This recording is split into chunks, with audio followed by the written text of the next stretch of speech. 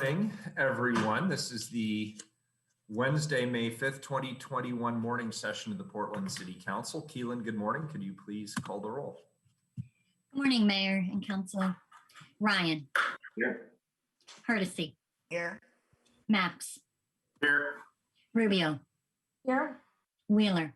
Here. Under Portland City Code and state law, the City Council is holding this meeting electronically, obviously.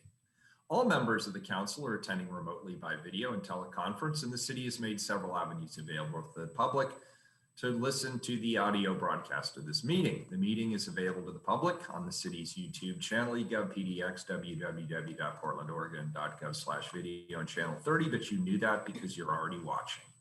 The public can also provide written testimony to council by emailing the council clerk at cctestimony@portlandoregon.gov. The council is taking these steps as a result of the COVID-19 pandemic and the need to limit in-person contact and to promote physical distancing. The pandemic is an emergency that threatens the public health, safety, and welfare, which requires us to meet remotely by electronic communications. Thank you all for your patience, flexibility, and understanding as we continue to manage through this challenging situation to conduct the city's business. Now we're going to hear from legal counsel on the rules of order and decorum. Good morning.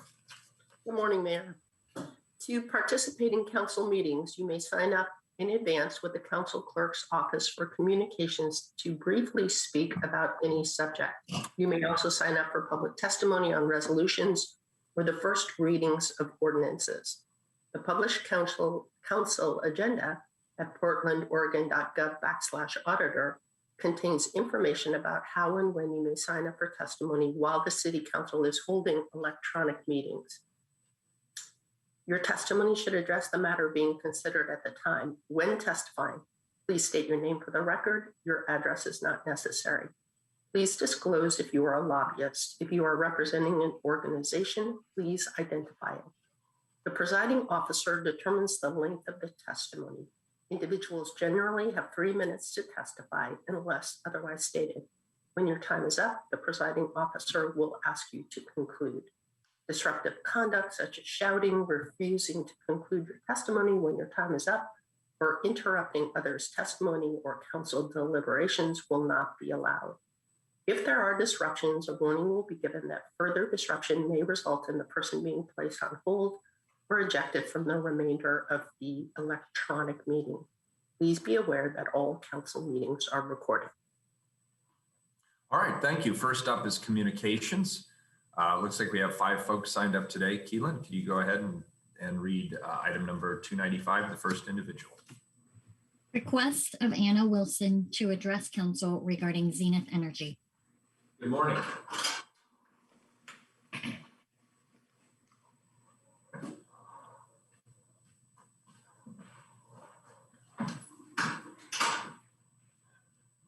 And are you unmuted?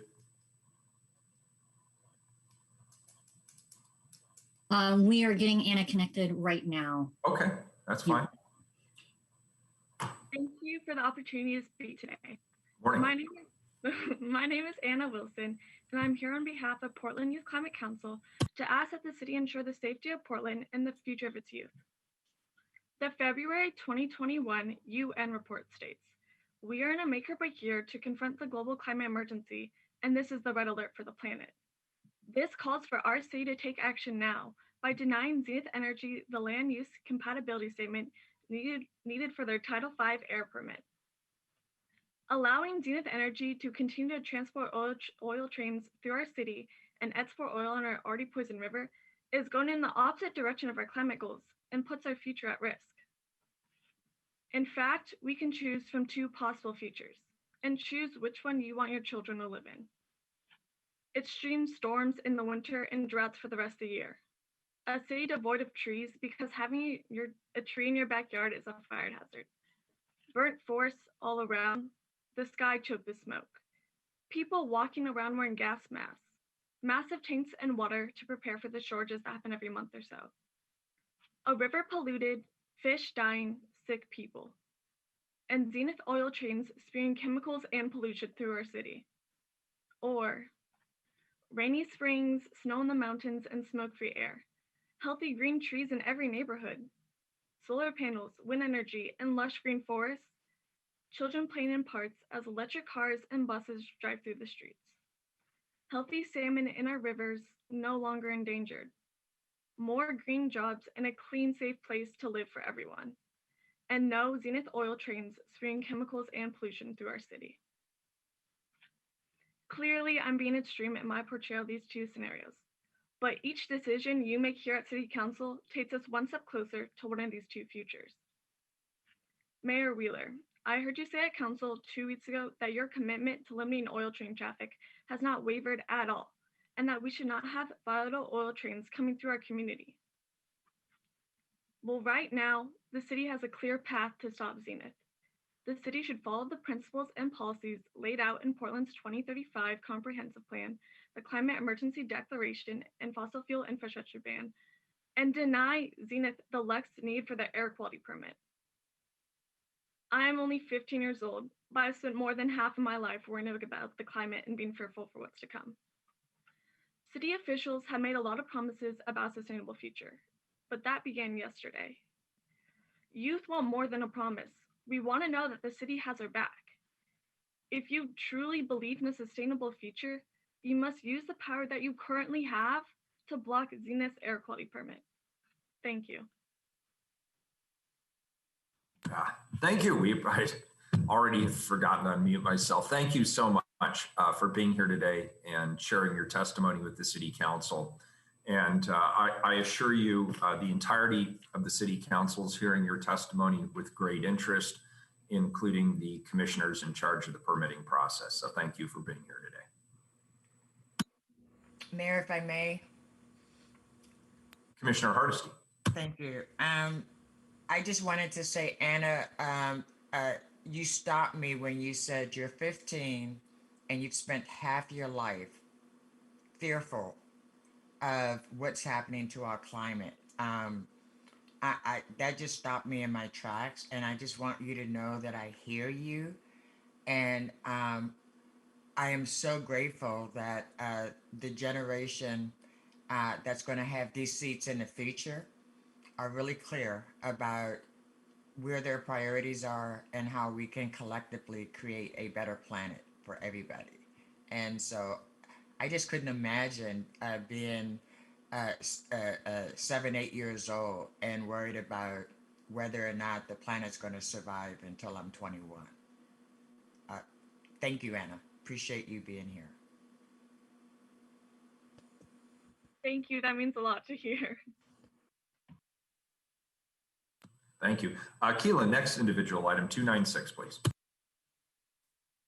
Request of Sarah Taylor to address council regarding large number of oil trains parked in Linton. Welcome, Sarah.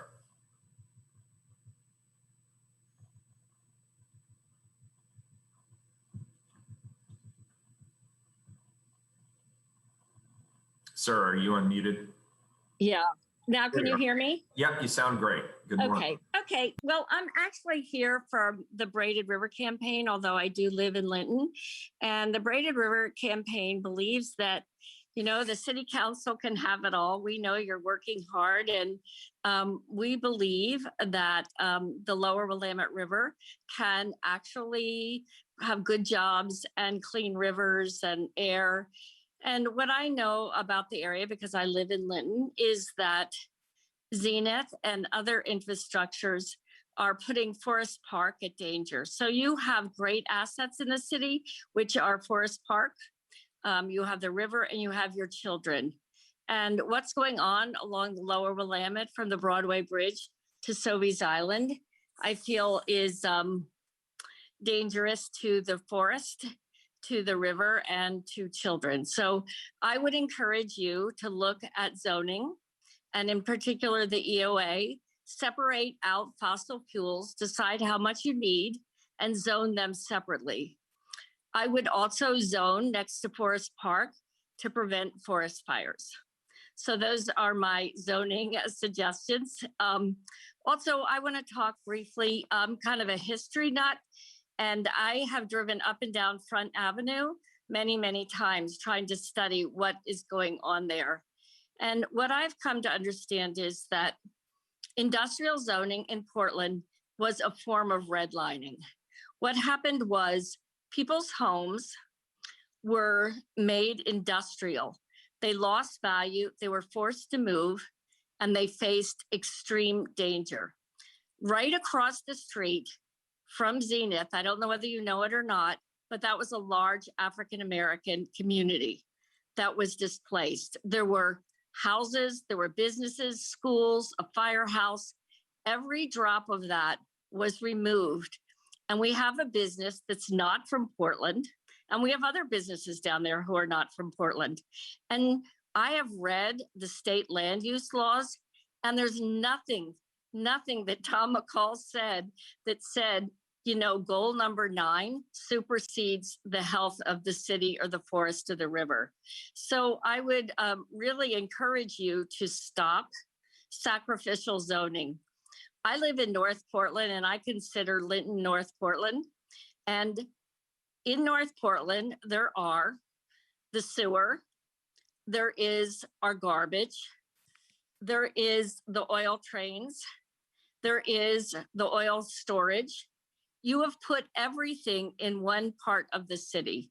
And I would just give a strong message to the planning board to say that this is not necessary. So Zenith is just one more thing along with the sewer and the garbage and the trains. So I would just encourage you to stop sacrificial zoning, stop redlining people who are living in industrial areas, and have a bold new vision for the Lower Willamette. Okay, that's probably enough. All right, hey, thank you, appreciate it. And you were right on time. Thank you very much for sharing your perspective with us today. Yeah. Well, we're going to be around a while, so we'll probably be sharing more. Thank you. That's great. We'll look forward to seeing you again. Thank you. Yeah, thank you. Bye. Thank you. Next individual, please, Keelan, item 297. Request of Kyle Smoot to address council regarding quiet zone for rail traffic in Central East Side. Good morning, Kyle. Thanks for being here. Good morning. Thank you for taking the time to meet with me. Sorry, are you getting a lot of feedback? We are getting a little bit. Do you have is there a second microphone on there possibly? Is this better? Yeah, much. Okay. Good, thank you. Sorry about that. So thank you for taking the time to listen to my testimony. And first of all, thank you for serving our great city of Portland. Recently, we moved back within the city limits of Portland from Milwaukee. And unfortunately, multiple times a night, we are woken by trains, even though we live in the Arlington Heights neighborhood near the Japanese Garden, and the nearest railroad track is probably 2 miles away from us in the Central East Side. And so I would like the city to work with the Federal Railway Association in establishing a quiet zone within the Central East Side. This would help minimize the noise within Portland, and I'm sure would improve the sleep of many Portlanders as these trains frequently go through this area of town multiple times at night. In addition, I think that by establishing a quiet zone, this would also help foster development within the Central East Side and would hopefully improve the housing crisis that we are currently experiencing. As you know, these quiet zones have been shown to be safe and effective. While I lived in the Pearl District, a quiet zone was established right outside the building I lived in, and that significantly reduced the train noise. And more recently, while living in Milwaukee, a quiet zone was also established, which also had a similar impact. I realize that there are many issues that the City Council is addressing currently, given especially the changes that have occurred over the last year in this city. However, as you know, these processes take time to implement, and starting this process now, I think, would be beneficial for many Portlanders in the future. I moved from Cincinnati, Ohio over 20 years ago, and I love this city. I'm saddened by what has occurred in this city, and as citizens of this great city, hoping that we can see some positive change occur. Unfortunately, I think if change is not going to occur, many people will continue to leave that love the city and pay taxes, And unfortunately, I may not be far behind them. So again, I'd like to thank you for your time today. Thank you for being here. We appreciate it. Next individual, 298, please, Keelan. Request of Lori McFarlane to address council regarding despite Flint, Portland water betrays the public trust and our health. And it looks like Lori might not be connected right at this moment. All right. Should we move on to 299? Yeah, why don't we move on to D299? Okay. Request of D. White to address council regarding despite Flint, Portland water betrays the public trust and our health. Good morning, Dee. Good morning. Can you hear me? Yep, loud and clear. All righty. My name, I want to make sure, okay. My name is Dee White. Portland Water has exceeded the federal action level for lead 12 times since the lead and copper rule was adopted in 1991. More by far than any other large water system in the US. Today, our water is still unsafe from lead, and we still have levels significantly higher than most, if not all, other large systems, including Pittsburgh, Seattle, Greater Los Angeles, Washington, D.C. Our water is not safe and never has been safe due to high lead levels. Last week, a House Ways and Means Committee subcommittee led by Oregon Representative Blumenauer met on infrastructure investment. Michigan Representative Dan Kildee introduced Dr. Mona Hanna-Attisha, a pediatrician in Flint, Michigan. The rest of my testimony will be excerpts from their testimony. Representative Kildee said, I care about my home community, which has been through awful hard times preceding the water crisis. But during that crisis, this city of 100,000 people was exposed to dangerous levels of lead. As Dr. Mona has said, lead is a deadly, dangerous neurotoxin. It affects brain development. It has lifelong impacts in children. When residents started complaining about the quality of water, state officials at that point in time told them, and this is a quote, just relax. So because of research that Dr. Mona did, the state was finally forced to reverse course and start to act. But as many of my colleagues know, Flint is not some sort of anomaly. It's a wake-up call for the rest of America. When it comes to the lead issue, we are going to pay enormously for this painful health crisis if we don't fix the problems now. And it's not just going to come in the form of dollars and cents that we will lose. The loss of possibility for kids is impossible to put a number on. Dr. Mona said, lead is a poison with no safe level and can forever alter the trajectories of children. When it comes to lead, the only cure is prevention. Flint's crisis was not the first, the last, or the worst. The story of Flint is not an isolated story. It is a story that continues throughout this nation.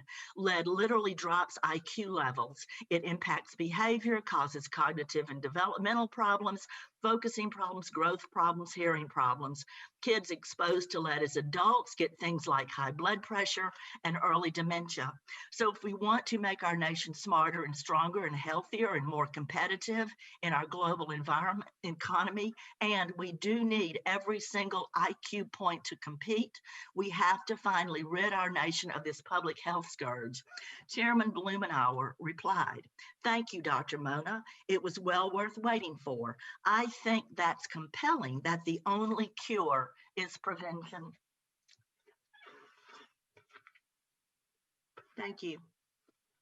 Thank you, Dee. Appreciate your being here today. Keelan, do we want to try Lori again and see if she was able to log on?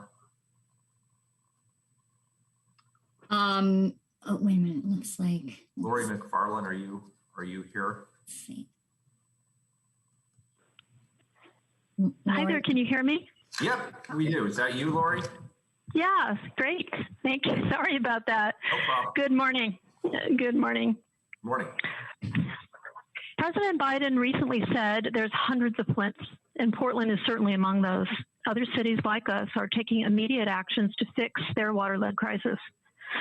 First of all, it's well established that even at low levels, lead is a cumulative neurotoxin to developing brains. Pregnant women, bottle-fed babies, and children under 6 are most vulnerable. An OHSU groundbreaking study found a causal relationship between lead and childhood ADHD and an international scientist found new links to cardiovascular adult deaths. In 1997, the Portland Water Bureau created an alternative to federal regulation called the Lead Hazard Reduction Program. It allows higher lead in drinking water by design, exacerbating the silent pediatric epidemic. Improper treatment corrodes public and private site infrastructure, releasing higher amounts of this toxic metal into our drinking water. 24 years later, the Portland Water Bureau still follows their homespun substitute with no data or analysis to show that it has protected our schools, daycares, parks, and homes. In fact, the numbers show Portland in the nation's worst, while Seattle got to work decades ago to significantly reduce water lead. Why does this matter to you? Well, as a Portland Water Bureau funded program, Multnomah County Health Headline investigates homes where pregnant women and young children live who have elevated blood lead. Yet the home investigator rarely tests their drinking water, focusing mainly on paint. Nevertheless, even without this critical data, they and Water Bureau leaders have disingenuously claimed they've never sourced lead poisoning to tap water. Worse, after speaking with us, PWB created a flawed water test that diminishes lead level results. Drinking water can be an important, if not primary, exposure source. Lead-poisoned children are simply not being protected here, and prevention is key. Therefore, water filters certified to remove lead should be the first default response. As Flint pediatrician Dr. Mona Hanna-Attisha says, quote, "We shouldn't be using our children as environmental detectors to begin with. Please write this 24-year wrong through this year's Water Bureau budget. Reallocate non-water funds to water filters for these children and to all pregnant and lactating mothers, formula-fed babies, and children under 6, especially disproportionately impacted communities of color and low income. Until Portland Water Bureau minimizes lead at users' taps as required by EPA's lead and copper rule, filters must become practice and policy." Finally, a friend of mine, a pediatrician serving East County, wanted me to tell you this. Quote, "I was previously unaware of the disproportionately high water lead release here, and I think it's crucial our communities should be protected, especially vulnerable pregnant persons and children. The Bureau should be at least providing free filters." Thank you. Thank you. Appreciate your being here today. Keelan, have any items been pulled off of the consent agenda? We've had no requests. Please call the roll on the consent agenda. Ryan. Aye. Hardesty. Aye. Max. Aye. Rubio. Miller. Aye, the consent agenda is approved. Next up, time certain item 300. Proclaim May 5th, 2021 to be Day of Awareness for Missing and Murdered Indigenous Women.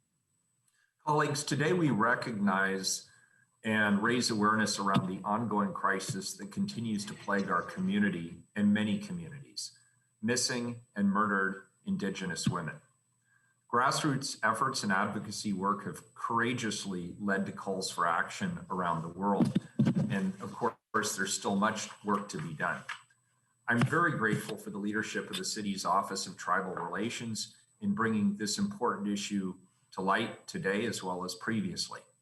I'm pleased to introduce Stone Hudson, the city's Tribal Relations Associate, and our invited guests. Stone, good morning, welcome. Please take it away. Good morning, Mayor Wheeler, and good morning, Commissioner Hardesty, Commissioner Ryan, Commissioner Rubio, and Commissioner Mapps. Thank you for providing time this morning for this very important proclamation, the City of Portland's 4th annual Missing and Murdered Indigenous Women's Awareness Day. My name is Stone Hudson. I am a member of the 3 affiliated tribes, Mandan, Hidatsa, and Arikara of the Fort Berthold Reservation located in North Dakota. I have recently joined the Office of Government Relations as the new Tribal Relations Associate. It has been a pleasure to join the OGR team. I would like to personally thank you for supporting the funding that allowed for the creation of my position. Director John has asked me to step in for her today. She sends her apologies for not being able to be present as she is currently out of the office on bereavement leave. For too long, Native and First Nations women across North America have been victimized by violent crime at an alarmingly inequitable rate. While this week of awareness for missing and murdered Indigenous women has garnered invaluable support from so many in the community, it's equally important we acknowledge and recognize those individuals who were never given the opportunity to return home. Having the opportunity to connect with the Indigenous community in Portland since starting at the city 6 weeks ago, to hear their stories and perspectives on the crisis has been a powerful experience for me. In sharing these perspectives, my hope is that a greater understanding will be fostered and we can all work towards eradicating this crisis. This morning, we are privileged to invite 2 community guest speakers to assist in presenting this year's proclamation. We will be hearing from Nicole Jimenez, a member of the Confederated Tribes of Warm Springs, and Sky Young, an intertribal descendant of the Confederated Tribes of Grand Ronde and the New Mexico Pueblo peoples, to provide testimonials.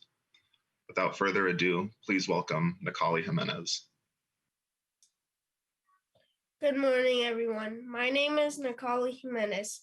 My Wasco name is Summa, given to me by my maternal great-grandmother. I am a citizen of the Confederated Tribes of Warm Springs, Wintun and Yakima from my mother's family, and Mexica from my father's family. I am 11 years old and I am thankful to be here today in honor of our relatives and communities who experience the impact of missing and murdered Indigenous women and relatives. Buenos días todos. Mi nombre es Nicole Jimenez. Mi nombre nativo es Sama, un nombre dado a yo de mi bisabuela. En el lado de mi mamá, vengo de las naciones indígenas de Warm Springs, Wasco, Pintun, Paiute, Wintun y Yakima. En el lado de mi papá, vengo de Nahua o Mexica. Tengo 11 años. Estoy feliz por estar aquí porque en honor de las relaciones y comunidades que he estado el impacto en mujeres y relaciones indígenas que mueren. Today, I want to share a few words with you as we are on Indigenous lands gathered here in what we call Portland, and caring for the land, the cultures and ceremony for each other, and we are still here. Today, I want to share a poem that I wrote that talks about a magic stick.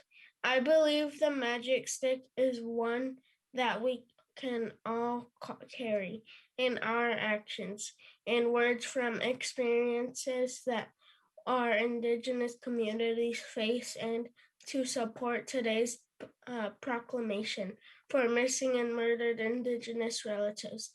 The magic stick is brown. In the forest, it charges in the sun. Ding, it's ready to go. It flies around the forest, searching for sadness. It sees a fox on the ground and pulls the thorn out of his foot.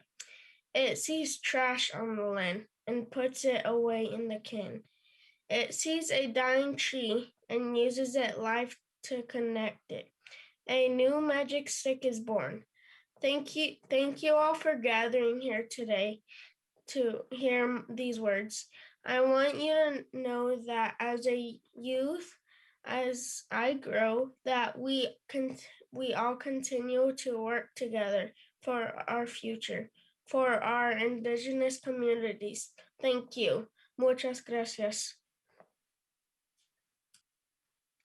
Thank you, Nicole. Next, I would like to introduce Sky Young. Good morning. My name is Sky Youngs, and I am the Portland Community College Native Nations Club Coordinator. Today, I am speaking to you as an intertribal descendant on behalf of Missing and Murdered Indigenous Women and Relatives Day. This day holds very serious meaning to myself and many friends and relatives who have experienced the violence against Indigenous Native Americans that are a reality throughout this country. As of 2019, Native Americans accounted for approximately 1.5% of North America's population, yet we make up more than 10% of the homeless population nationally. As you might know, human trafficking, kidnapping, violent assault, and murder are among the highest in the homeless populations. And Native Americans have higher exploitation rates than any other. Our people, our women in particular, are among an estimated 40% of victims of sexual trafficking, over a third of those being youth. With this year's catastrophic pandemic, the tragic fires from last fall, many of our people have yet to recover. Our community, who are now forced into homelessness by loss of family, work opportunities, and affordable housing, are more at risk than ever before. Although I identify as Two-Spirit, I also acknowledge the stark fact that my experience growing up in this world has been that of a female, seen by predators as a vulnerable target. I spent most of my youth and young adult life homeless, some of which was in downtown Portland. Let me tell you, it's one of the hardest lives to live. Many of us, especially youth, have no choice in the matter. We are among the most defenseless and endangered. In being so, I implore you, as citizens, as council members, to take action in protecting and supporting our people. The condition of our Earth Mother is reflected in the condition of our human mothers and their children, our relatives. With Mother's Day approaching, I want you to keep this in mind. What if it was your mother who was missing, or worse, found murdered? What if it was your sister, or brother, or significant other? What would you do? What kind of change would you want to see in the systems that should be helping to serve and protect your people, your loved ones? Protecting their rights will help protect the world. Empowering them will heal our planet. Thank you. Thank you, Sky. This concludes the community testimonials for the 4th annual Missing and Murdered Indigenous Women's Awareness Day. Again, we thank you tremendously for providing this platform for us to share. Thank you. Stone, thank you. And thank you to our guests for providing testimony. That's just so appreciated. Before I read the proclamation, I'd like to give some space to my colleagues to speak as well. I see Commissioner Mapps has his hand up, then Commissioner Hardesty, then Commissioner Rubio, in that order. Thank you, Mr. Mayor. Thank you, colleagues. I really want to recognize our invited speakers today, Nikali and Sky. Very powerful testimony. I also want to express my appreciation to Council for pausing to recognize today, May 5th, as a National Day of Awareness for Missing and Murdered Native Women, girls, and their relatives. The rates of violence against Native American women are alarming. 4 out of 5 Indigenous women have experienced violence in their lives. On some reservations, Native women are murdered at a rate more than 10 times the national average. What's happening to Indigenous women here in the state of Oregon is unacceptable. In addition to declaring today a National Day of Awareness for Missing and Murdered Native Women, girls, and their relatives, we must also take a comprehensive approach to protecting the lives of Indigenous women. It's my hope that this approach will bolster tribal autonomy and authority, improve coordination among law enforcement agencies, and expand access to culturally appropriate support services. If you share that hope, please join this council today in honoring the Native American women, girls, and their relatives who have disappeared or have been murdered. Thank you.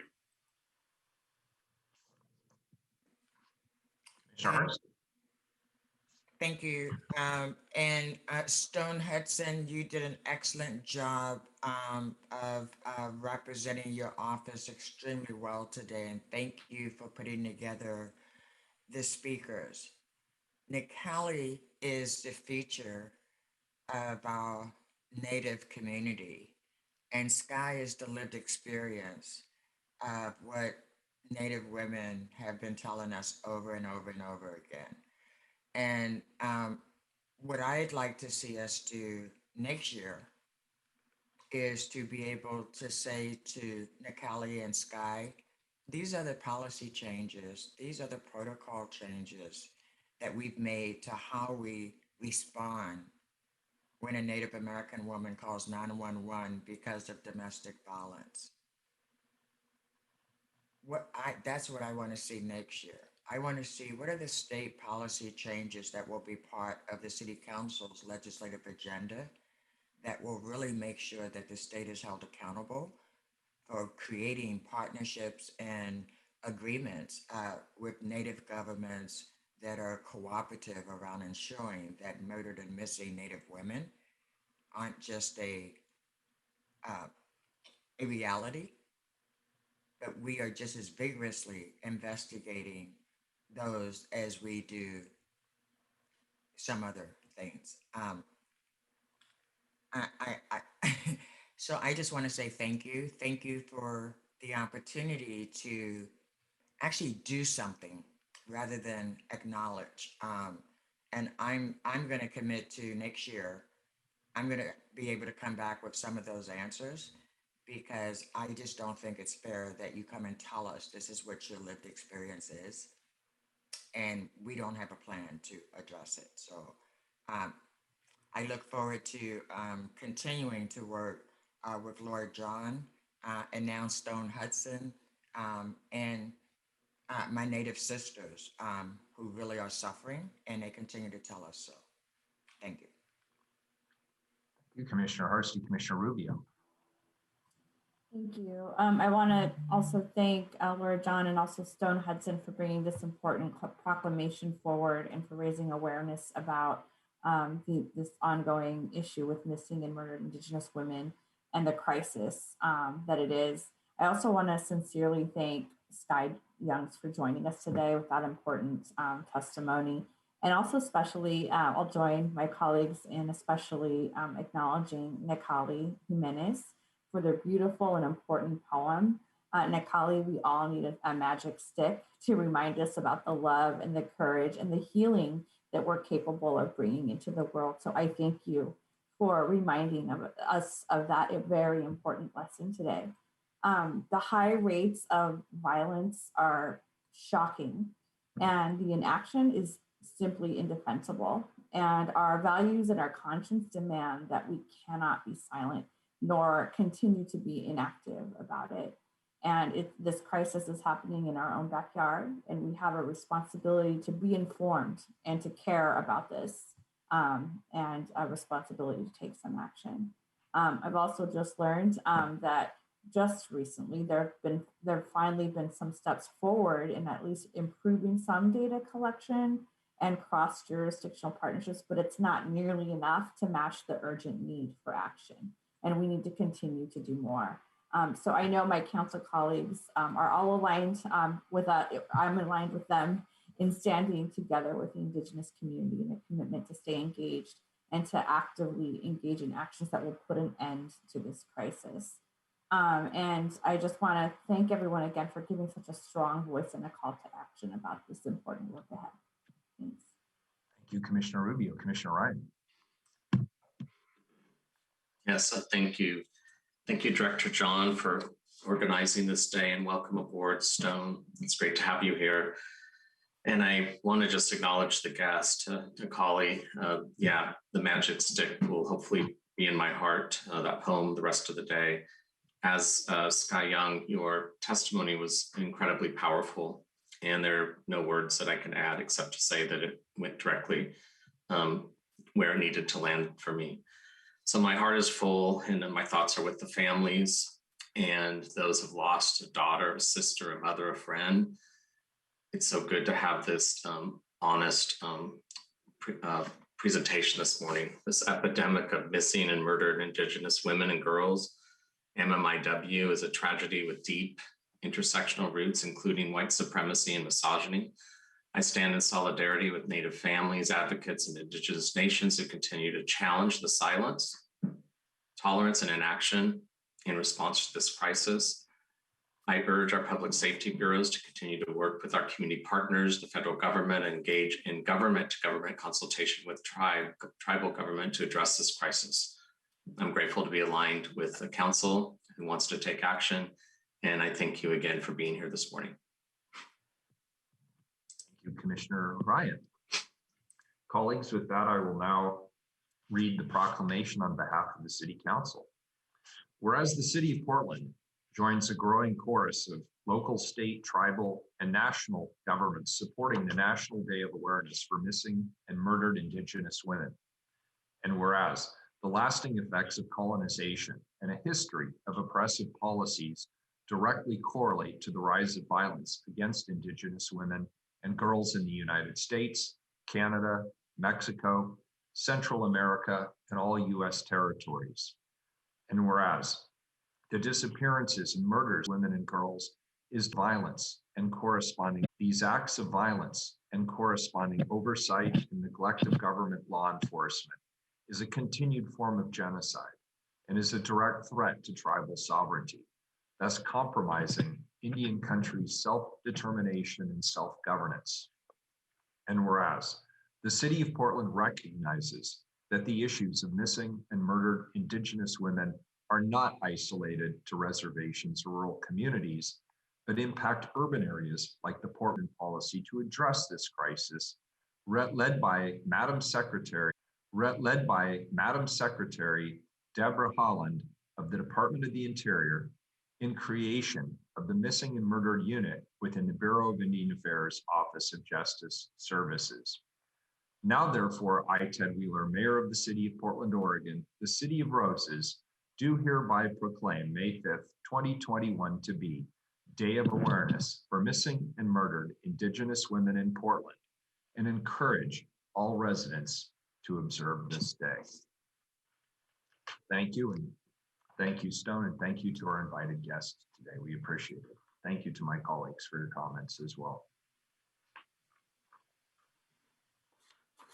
We cannot quite move to the next time certain item, so why don't we instead go to the regular agenda item number 308, please. Authorize intergovernmental agreement with the Urban Flood Safety and Water Quality District not to exceed $6 million to develop an organizational structure and a method to fund operations of the district. Commissioner Mapps. Thank you, Mr. Mayor. Thank you, colleagues. Let me start by saying this. Large parts of North Portland, including the Portland International Airport, Delta Park, and many other natural areas, businesses, and other infrastructure are protected by a 27-mile long levee system along the Columbia River. The Oregon legislature, acting on the recommendations of regional leaders and managers of the levee system, established a new district to reduce the risk of major flooding. Now, this new district will also support the environmental, economic, and recreational value of the lands along the river. This ordinance that we are considering today would authorize environmental services to provide a $6 million loan to the new Urban Flood Safety and Water Quality District to help the district during its establishment phase. This money will be paid back by 2031.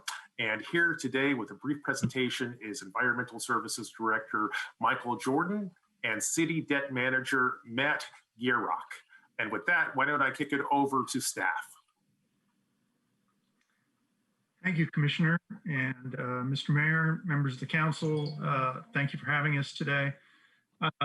Very briefly, the Commissioner covered most of the big points, which I appreciate, but just a little bit of detail, particularly for those of you who have just started this year. Since 2012, the region, including a number of cities in Multnomah County, Metro, Multnomah County itself, the port, and the 4 drainage districts that currently manage the levee system have been working together to try and continue the levees as an operating piece of infrastructure that can be certified by FEMA so that FEMA can provide low-cost flood insurance to the properties that lie behind the levee. Without that certification, that insurance is not available and would virtually stop development within the managed floodplain, would present all kinds of complications to the current businesses, which employ about 48,000 folks in Multnomah County and the region. And so the recertification, it's been known since 2012, is essential for the continued of the area and for the city and the region. Those entities, as Commissioner Mapps noted, came together and asked the legislature to form the newly formed Urban Flood Safety and Water Quality District. That happened in the 2019 legislature. The legislature also granted $500,000 to that new district to begin operations. That will carry the district through this fiscal year, but as of July 1st of this year, funding for that new district is uncertain. The district has asked the legislature for $1 million per year in the coming biennium. However, we know that the 21 session will be different than the 19 session. The fiscal situation of the state is significantly different. We are still hopeful that that grant will come through, but we probably won't know, as some of you who watch the legislature closely know, we probably won't know till late June if that money actually is adopted by the legislature. And again, we turn into a pumpkin, if you will, on July 1st. And so working with Matt and a number of the CFO and the city treasurer and the city budget office, we've developed an IGA which would really allow the district, if necessary, to draw on a line of credit over the next 5 years. If they don't get the grant from the legislature or don't get the full grant, they would be able to draw on this line up to $1.2 million per year for the next 5 years. We believe that the district will be able to put a permanent, adequate funding structure in place during that time, which will then allow the district to begin in 2027 to begin paying that money back to the city, fully paying it back by 2031, as Commissioner Mapps noted. So that's why we're here today, is to authorize us to enter into that intergovernmental agreement. It should be noted for the council that these dollars are envisioned to come from the city's sewer fund. And we've checked with city attorney also about being able to do this. It is fine as long as that money gets paid back. However, there is uncertainty. This new district does not currently have an adequate permanent funding source. That's the whole idea of the interim board, to put that in place right now. However, if under the worst of circumstances that district should default on this loan, then the general fund would be the ultimate backup for this money, and the sewer fund would need to be repaid from the general fund. I'd invite Matt to add any comments he wishes to that, but I wanted the council to be clear about the dynamics of the risk, if you will. We're very confident that this district will be successful, but there's always that ultimate, downside that you need to be aware of. With that, I'll stop and answer any questions you might have, or invite Matt to add anything he wishes. Nothing to add. Thank you. Thanks. Commissioner Hardesty. Thank you, Mayor, and thank you, Director Jordan, for that very thorough information. I actually remember you and I went out on a boat, and we actually looked at this up close and personal. And so I know how important putting this district is, not just for the businesses and houseboat owners, but also there's a community that's impacted directly. It was a very inclusive process that was including the entire community in this effort. I just want for my newer colleagues to understand, at some point, if the district is successful, people will be elected to serve on this board, and those will be folks that represent this particular district. So ultimately, a democratic process will ensure that it works the way it's supposed to. So But so my only question is, why do we have to wait till 27 to start getting money back? It's a good question, Commissioner. The bottom line question. Thank you for the current schedule that we have is that the district is going through a process of kind of a mission, vision, values process, engaging with the community. You're aware, Commissioner, and thank you for mentioning that the mission of this district is broader than the mission of the old drainage district. So it includes an environmental assessment of the area. It includes a water quality planning process. It also includes a cultural and recreational component to the mission. And so there will be a broad engagement process with the community to both develop the mission and vision values, but also then to develop that funding structure. I believe you and I did talk about the possibility of a utility type structure in the area. You are absolutely right to note that there are 8,000 residences within the managed floodplain, many of them low income. And so it will be critical that we consider things like progressivity and equity and those issues as we develop that permanent source. So that will take some time. We're hopeful to put that in place in calendar 24, hopefully having it become operational on July 1st. That would allow the drainage districts then to not assess their normal assessment, which would have happened in November. If that can be put in place in that time frame, then that would allow us to then call for that election that you noted, and it's a special district, and so their elections happen in the spring of odd numbered years. And so the permanent board would get elected in the spring of 25, allowing them then to absorb the old districts and then ultimately begin payment in the spring of 27. That's kind of the time frame. And then there would be annual payments to be completed by 2031.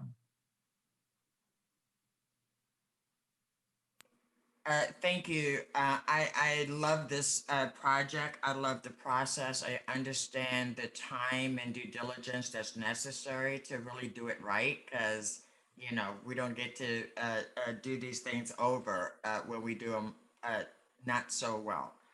So I am very supportive.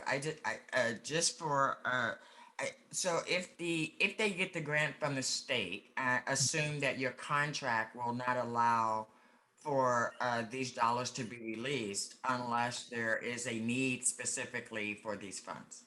That's correct, Commissioner. The IGA limits to the degree that the district gets other sources of revenue. It then limits the amount, with total then being up to 1.2 million. Excellent. And my very last question, you can see how geeked out I am on this. If you hadn't taken me out on the water, I wouldn't have been all geeked out on this.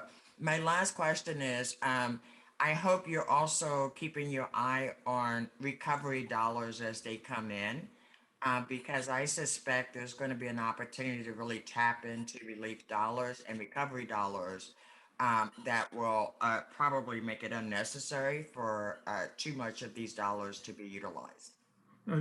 Commissioner, you're absolutely right. There are multiple potential federal sources, not only for the operation of the district, but for the capital improvements that will be necessary on the levees. You are aware we're working with the Corps on a plan. So hopefully will be some kind of an infrastructure bill come out soon. Levies are specifically mentioned in every conversation I've heard. And so you're absolutely right. We'll be looking at multiple federal. Well, thank you so much. I appreciate you answering all my questions. Thank you.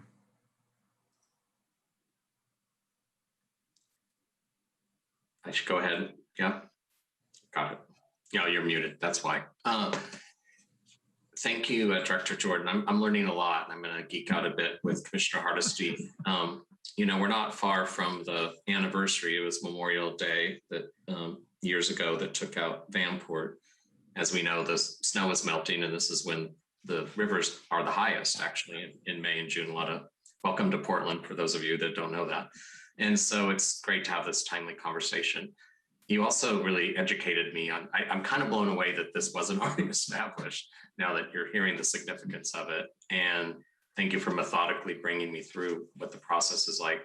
I'm also noticing how Portland's stretching in its leadership role that goes beyond our geography, if you will. Will there be intergovernmental agreements with whether it's Troutdale or Sandy or, I just want to hear a little bit about that. Sure. The new district's boundary is larger than the old 4 districts. They were the managed floodplain. That was the boundary of their district. The new district has all of Multnomah County inside the urban growth boundary. And so the idea of stretching the base, if you will, of support for the levies was the idea behind that larger landscape, which of course includes the cities in the eastern part of the urban growth boundary. They have been at the table the entire time through the whole 5 or 6 years. I fully expect that the permanent funding mechanism will include some contribution from the rest of the area. One of the determinations we would have to make if it were a utility model is that that's a fee for service model, and you'd need to establish a nexus between the service provided by the district and the benefit of who's paying. And that was one of the details that we'd be working our way through in the next few years. But the drainage from those cities, much of the area of many of those smaller cities, not only is part of their city in the floodplain, but the drainage from the upland area has to be conveyed through the floodplain to the Columbia River. And the district, one of the district roles is also to convey surface water. And so they would participate in that way also. Thank you. We're very fortunate to have your lived experience and connecting the dots here. And thank you, Commissioner Mapps, for being on top of this. It was an agenda item that I was curious about, and now I find it to be incredibly intriguing and helpful. Thank you for the storytelling to bring it home for us today. Appreciate it. Thank you, Commissioner. And Director Jordan, I just have a sort of a basic question. This is an operational, this is an interim funding mechanism. That's correct. And it assumes certain things about revenue generation and self-sufficiency, repayment. And then at the time that we've reached that financial stability, it's my understanding, then the district assumes the responsibility for the Columbia River levee system, as well as absorbing the drainage districts. In effect, they would be dissolved. That's correct.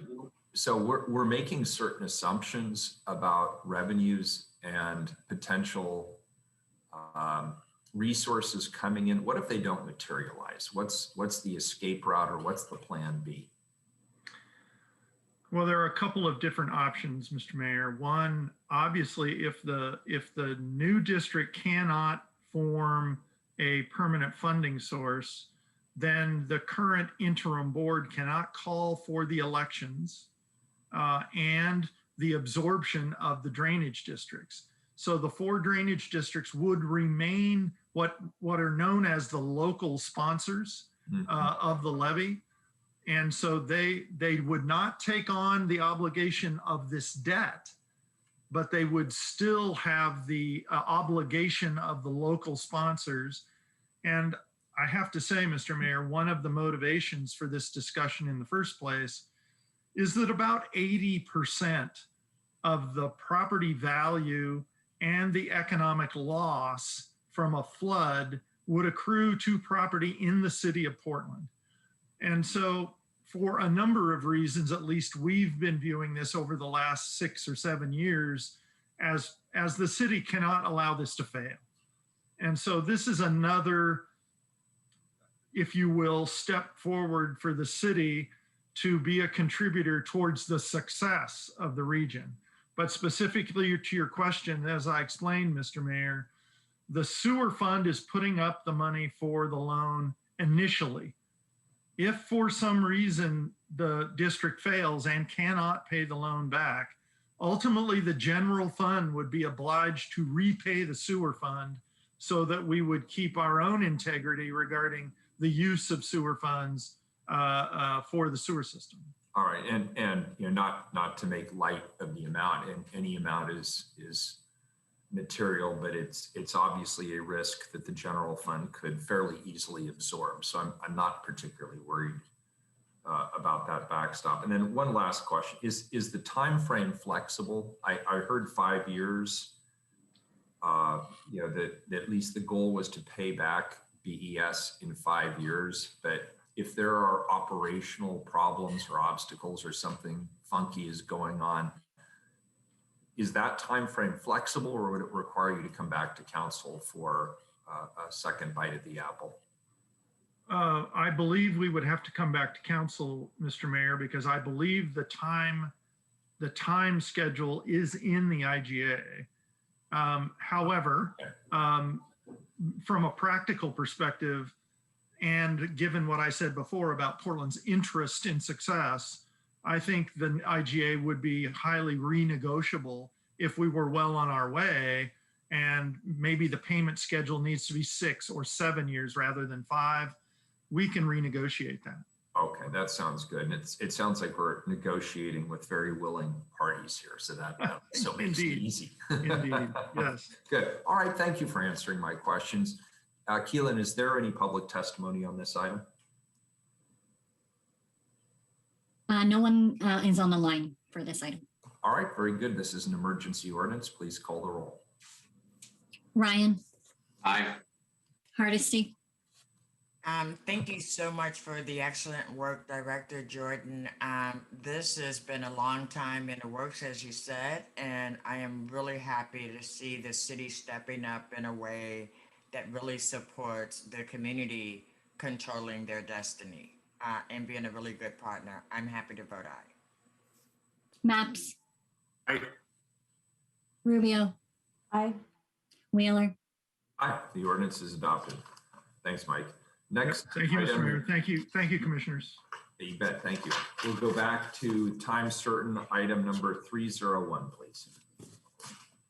Authorize a 5-year joint development agreement with Pierce Manufacturing, Inc. for a reduced carbon emissions fire apparatus not to exceed $837,875.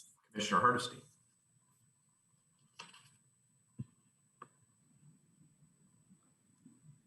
Believe that I have Jay here to present on this matter.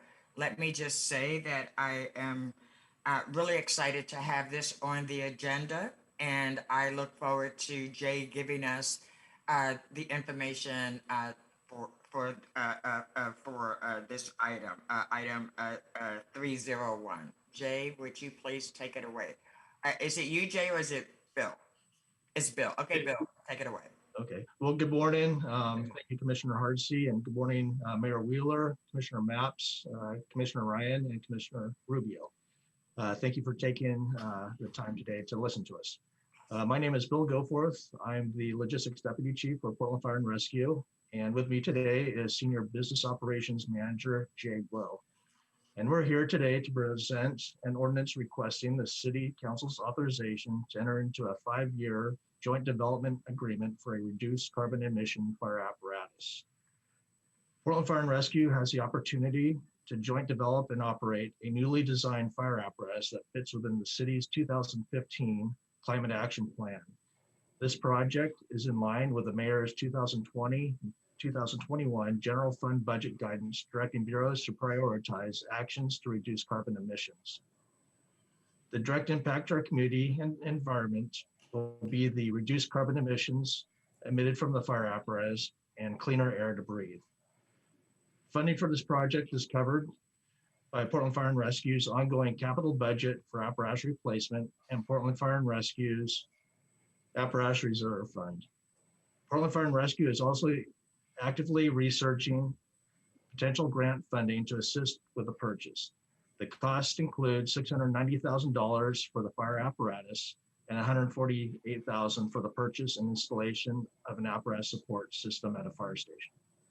Again, Portland Fire and Rescue is requesting the support and authorization to enter into a joint development agreement. Thank you for your time and consideration, and we're happy to answer any questions at this time. Very good. I've got a couple. First of all, I want to make it very clear that I support the electrification of our vehicles at the City of Portland, and I support us taking a lead role in being innovators in doing what we can to reduce our carbon emissions. But I do have some questions about this nonetheless. First of all, this is a joint agreement. I assume you mean with Pierce Manufacturing. They are our partner in this. That's correct. They have been manufacturing these vehicles for how long and how many are deployed? So I'm not exactly sure how long the plant's been in service, but we do have all our fire apparatus, our first line Pierce apparatus in the city. This is an electric vehicle, is that correct? Or is it electric assist? Tell me about this system. So, excuse me, Mayor, if I may just jump in.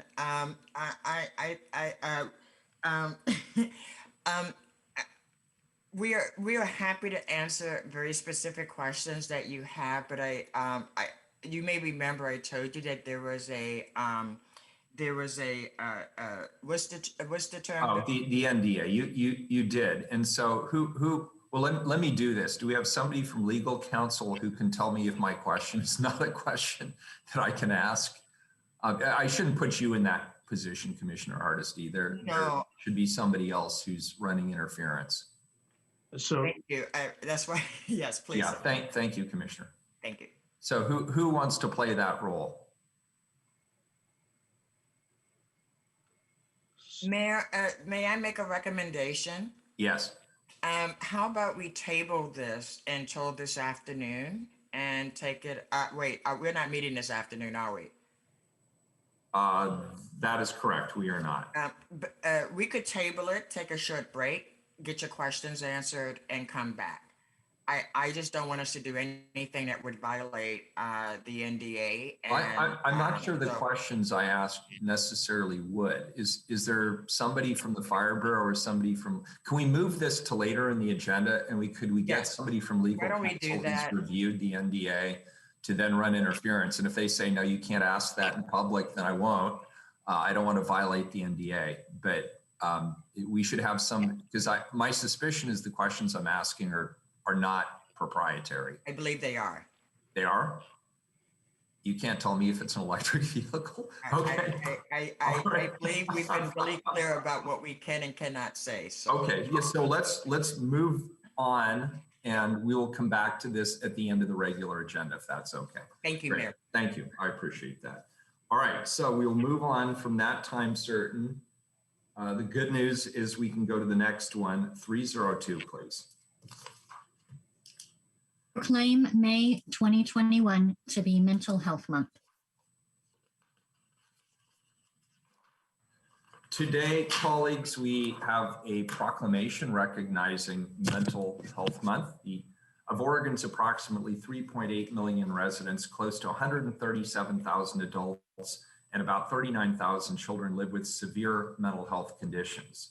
The rate of mental illness is more than twice as likely in young adults aged 18 to 25 than people older than 50. The COVID-19 pandemic has had a profound impact on the mental health of people of all ages. And now more than ever, it's critical to reduce the stigma around mental health struggles that commonly prevents individuals from either seeking or receiving help. There are practical tools that everyone can use to improve their mental health and increase resiliency, regardless of the situations they're dealing with. It's important to accept the situations in life that we can't change, recognize when trauma may be affecting one's mental health, actively work to process the mental struggles associated with big changes, manage anger and frustration, challenge negative thinking patterns, and make time to care for oneself. Knowing when to turn to friends, family, and coworkers when one's struggling with life's challenges can help improve Improve one's mental health. Seeking professional help when self-help efforts to improve your mental health aren't working is a sign of strength, not weakness. Chief Human Resources Officer Kathy Bless is here this morning to speak about wellness for city employees and introduce the rest of our speakers. Welcome, Kathy. Thank you. Good morning, Mayor and Commissioners. I am Kathy Bless, BHR Director, and I'm so proud to be here today to join my colleagues in recognizing May 2021 as Mental Health Month. I would like to thank Joel Michaels, Courtney Gilmore, and Taisha McCool-Riley for their commitment to city employees and the continual support of wellness, well-being, and balance they offer to employees. And you will be hearing from each of these individuals this morning. Within this proclamation are commitments we all need to live into, including BHR, about prioritizing trauma-informed approaches within our practices, policies, procedures, processes, lived experiences, and our behavior. There is much work to be done. The ability for employees to show up at work, whether in person or virtually, over the past pandemic year has been complex. As we have continued to acknowledge, our employees who are caregivers of small children, adult parents, or other dependents have balanced enormous burdens to keep their families safe and cared for at the expense of themselves, and while they continued also to provide service to the city. All of this, of course, impacts recruitment, rehiring, retention, and productivity. We know all of Council shares the same concerns. Continued support and learning is needed to become truly supportive and inclusive while ensuring safety and balance to provide the important services the city offers to its community. Ensuring employees understand they can use accrued sick leave for mental health and take care of their well-being will be highlighted in the next iteration of the Human Resource Administrative Rules and will continue to be messaged within BHR communications. Mental health and well-being starts with leadership who set the tone, expectations, and norms within their bureaus and within, as commissioners, your portfolios. I encourage us all to lead by example and look for ways to create a safe and supportive environment for our workers. Thank you for the opportunity to speak on this important value, and I would like to now introduce Joel Michaels. Good morning. I'm Joel Michaels, nurse practitioner and the city's Occupational Health and Wellbeing Program Manager. I'm happy to be here today to talk about the city's progress towards integrating mental health well-being opportunities for our workforce through the City Strong Employee Wellbeing Program. So my experience as a healthcare provider has shown me the importance of taking a holistic approach to helping people. I learned that by prescribing treatment without first establishing a trusting relationship, where we discuss the patient's mood, their stressors, readiness to make change, identify barriers, and set achievable goals together, the treatment would often fail. By normalizing and openly addressing mental health challenges and allowing people to make their own informed choices, setting their own priorities, people often reach or exceed their treatment goals and are met with success.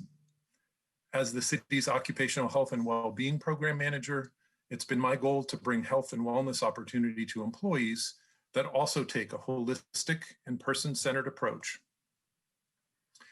and that one that's not prescriptive, but is instead empowering and inclusive for all. City Strong achieved this by assembling a cross-bureau steering team to provide program design input from diverse work groups, including supervisors, managers, union members, non-represented workers, first responders, field and office staff. Employees are empowered to set their own goals and, when they're ready, to engage with whatever opportunity or campaign they identify with. Along with Courtney Gilmore, our experienced energetic wellness program coordinator, together we are providing well-being opportunities to all employees that I am proud to highlight today.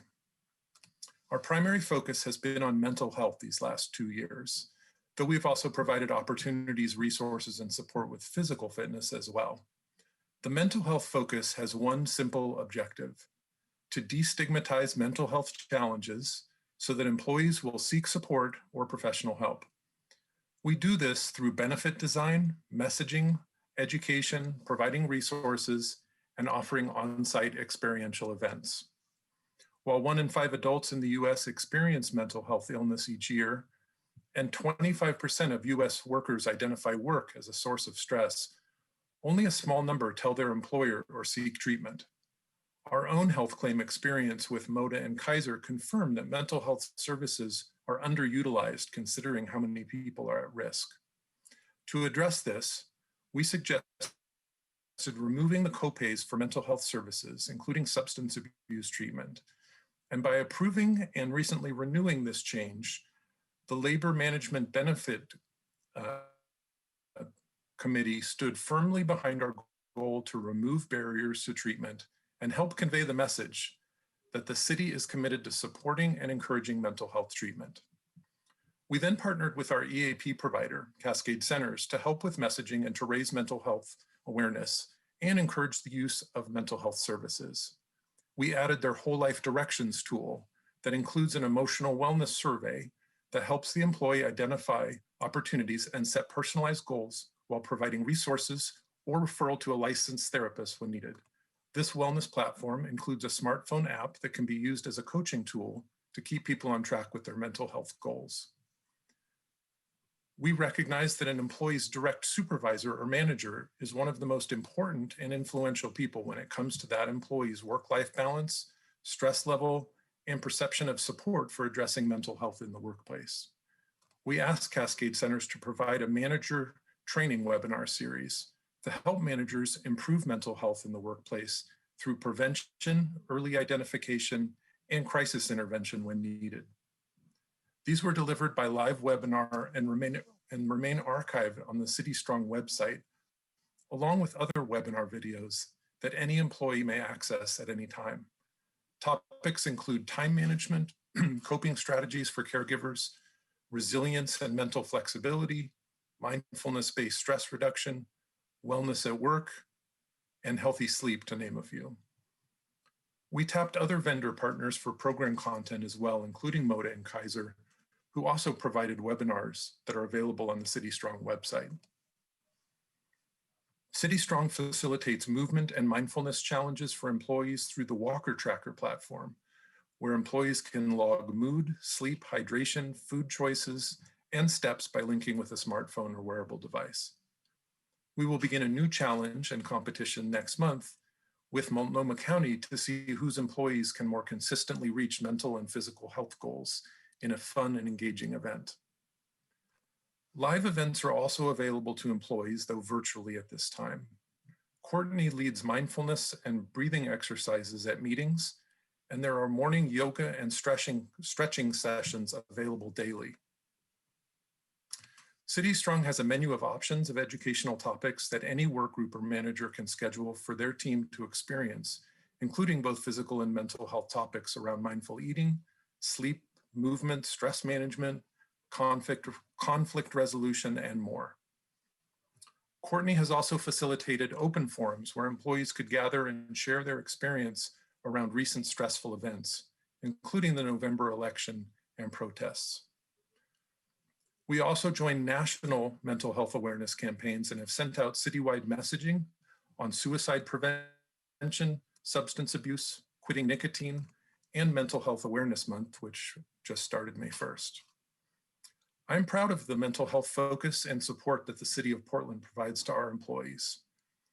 While we have more people to reach with the message that it's normal to experience mental health challenges as a working adult in this city, I'm happy to say that thanks to City Strong, those that do hear our message and recognize their mental health needs will find easily accessible resources and readily available support through the Bureau of Human Resources and our benefits team. This proclamation today will also help with that mission, so I thank you.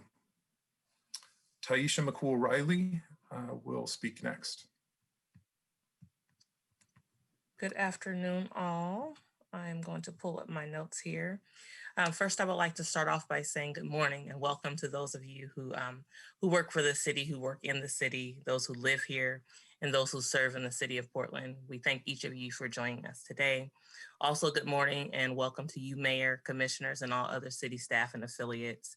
Thank you all for joining us as we acknowledge May 2021 as Mental Health Awareness Month. My name is Taisha McCool-Riley, and I am a Portland native, and I am the one and only mental health program specialist for the city of Portland, housed with the Office of Community and Civic Life, working to implement systemic change work that will examine the city's fundamental systemic policies and practices to implement adaptive change to include providing practical tools, resources, and education related to mental health, and building support and training to promote awareness, to destigmatize, and to increase proactivity from equity and inclusion approach to invisible disabilities. Yes, I'd like to start off by yesterday, I had the pleasure of being a part of a conversation that Dr. Webster conducted. And in that, she started off with discussing her why. And as she did that, I thought about that for today. And so I just want to give you a brief about my why. I grew up in North Portland, a little Black girl, before gentrification, when I grew up with people that looked like me. I grew up in a neighborhood where I lived in between two rival gangs. It was not unheard of for there to be a shootout between the two rival gangs. And in that, I was exposed to different things and environments. And so society had another story written for me. And through working through that and pushing past that with the love and the care of parents and grandparents who are saying, you can be more than what you're around and what you see, I was able to recognize and embrace my worth and my value to the world and to myself.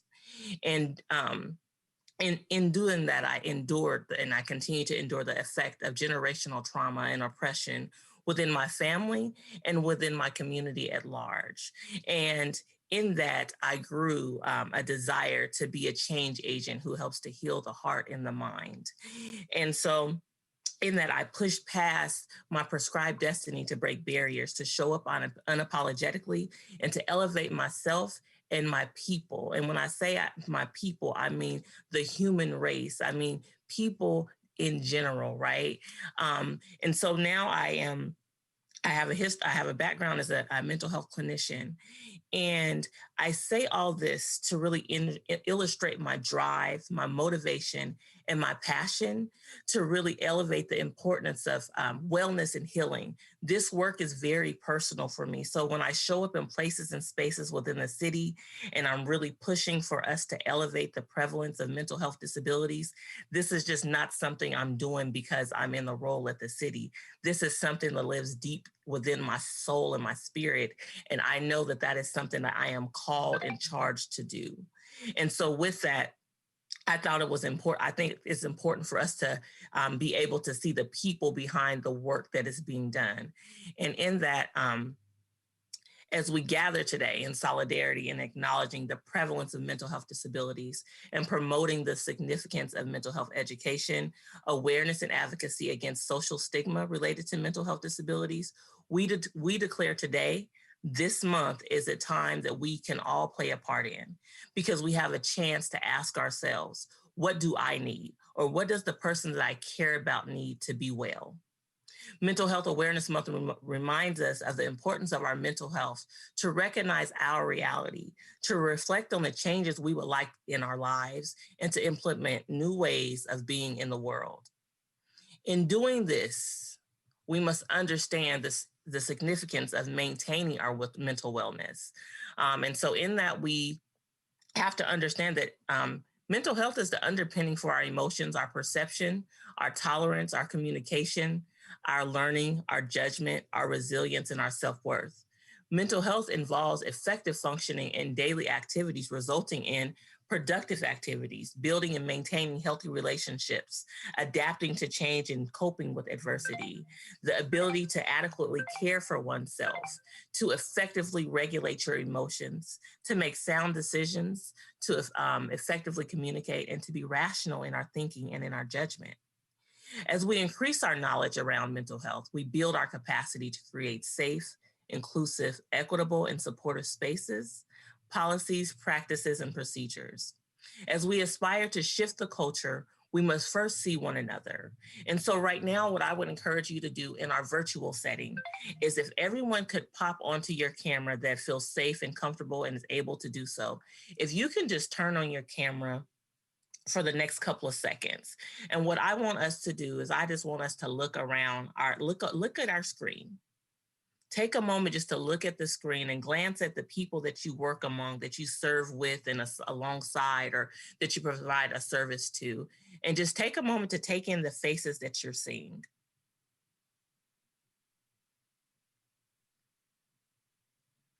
Now that you've had a moment to take time and pause and to just look at the people around you that surround you virtually, I want you to ask yourself, who do you see? What do you see? And what don't you see? The first thing that should have been clear is that we are all people. People who don't look like what we may be dealing with or what we have gone through. And I want us to continue to ponder on that as I proceed. As a city, we must swiftly move from the robot mentality where there is no room for people to be people, but rather trained machines that go, and go some more. Acknowledging our humanness enables individuals to be acknowledged as being made up of many different identities, mentally, spiritually, professionally, culturally, emotionally, deserving of dignity and respect.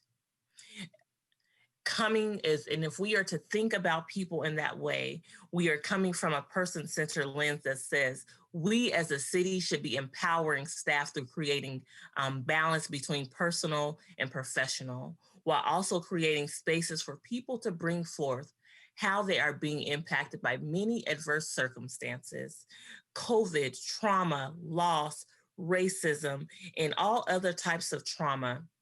Many of us are worried, stressed, overwhelmed, experiencing anxiety, battling depressive symptoms, experiencing trauma responses and traumatic events, among other adversities. Leaders included.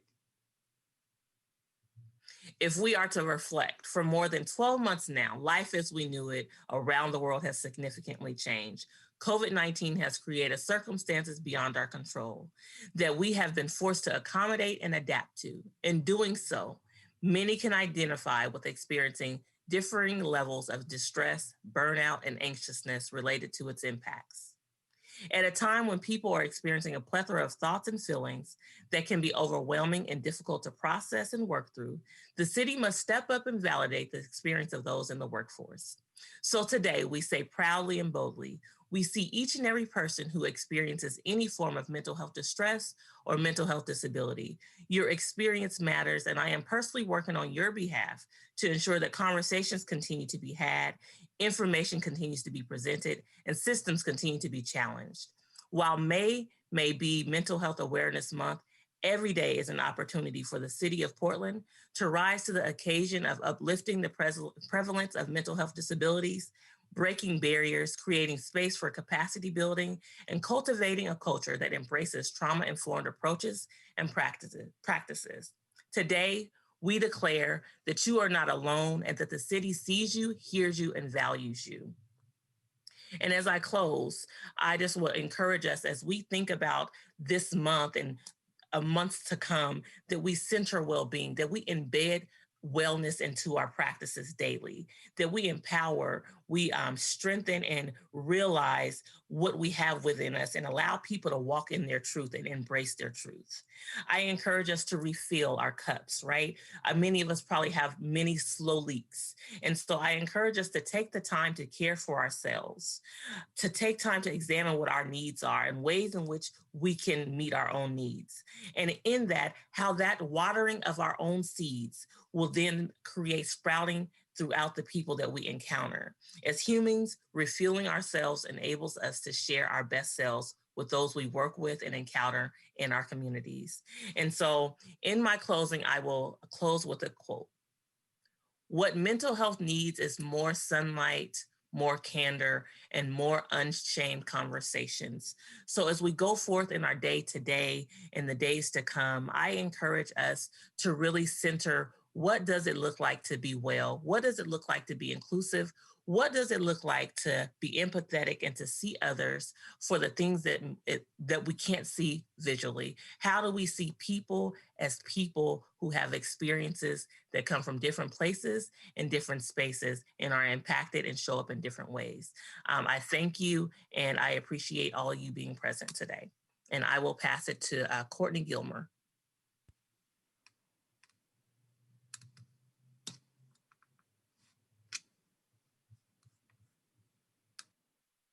We can't hear you, Courtney.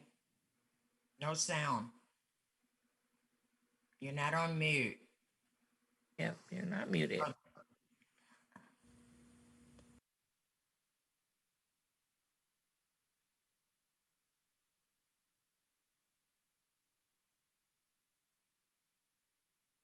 She's looking like she's looking for a youngster to come and help her fix her computer. That's what I would be doing. I'll smile and take deep breaths. Why don't we do this while Courtney is getting her technology sorted out? Why don't we go to comments from my colleagues? I'll read the proclamation last, but let's give Courtney a little space to sort that. And I'll take comments from my colleagues at this point, if anybody'd like to chime in. I'm trying to get my hand up, Mayor, but it won't go. Oh yeah, go for it, Commissioner Hardesty. Thank you, Mayor. Taisha, I could have listened to you all day. Thank you so much for both just bringing all of who you are and telling us your why at the beginning. I've always loved that that process. Thank you also, Joel. I mean, I learned a lot today. I had no idea that the city of Portland had all these programs that were online, that were accessible. And so I'm just going to be honest and say, as a commissioner, I feel like I have, I need all the things you've talked about, and I don't know why I didn't know it wasn't there. So I'm going to certainly make sure to take advantage of it myself and make sure that the bureaus that I'm responsible for know, like I now know, that these resources are available. And I also want to acknowledge that you're absolutely right when you say that we've been through, I stopped counting at 4 crises last year. And what we know is that city employees have shown up, and they've shown up whether they had kids that they were trying to teach from home, or whether they were sharing space with partners who were also trying to do business from home. And they just bended and did, and with a smile, with the same dedication. And so I just want to acknowledge that the 4 crises that have hit all of us, starting with the pandemic, then the economic collapse, then the forest fires, then the racial justice reckoning, all those things have hit all of us, just like they've hit every other person on the planet. And we need to take more time to acknowledge the incredible work that city employees have done in spite of living through most of all the other crises. So I just want to take a moment and just say thank you. Thank you for being a resource to city employees. Thank you for raising the awareness. I always say that we're all temporarily mentally stable. And I know in any given day, I could go from one end of the spectrum to the other just because of the reality of what we do every single day in this city, and because of the crises that we're all in. So I look forward to learning ways to relax and be mindful in the midst of 14, 16-hour days. I know my other colleagues will be excited about that as well. But we need to continue to, I think, remind the public that all of us are living through all these crises together. And we have some of the most dedicated public servants that work for the city of Portland. And we have to make sure that we take care of our people. Because if we don't take care of our people, then our people are just as devastated as many other folks are out in our community. So thank you, thank you. Thank you for the opportunity to say that. Thank you, Commissioner Mapps. Thank you, Mayor. Thank you, colleagues, and especially thank you for staff for their presentation this morning. You remind me that mental health is essential to overall health, and attending to mental health has become even more important during the COVID pandemic, which not only has negatively impacted many people's mental health, but has also created barriers to treatment. And I think that's why today's proclamation is so important. This month, we must renew our commitment to ridding our society of the stigma associated with mental illness. We encourage those living with mental health issues to get the help they need. We reaffirm our pledge to ensure that those who need help have access to the support, acceptance, and resources that they deserve. And we pledge solidarity with the families who need our support as well.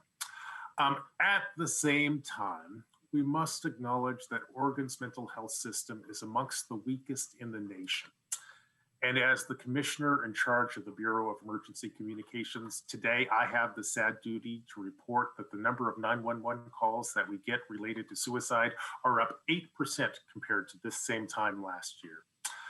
That's why Portland needs to commit to ensuring that people living with mental health conditions are treated with compassion and respect and understanding. This council and our partners at Multnomah County, the state of Oregon, and the federal government must work together to do a better job of addressing our community's unmet mental health needs.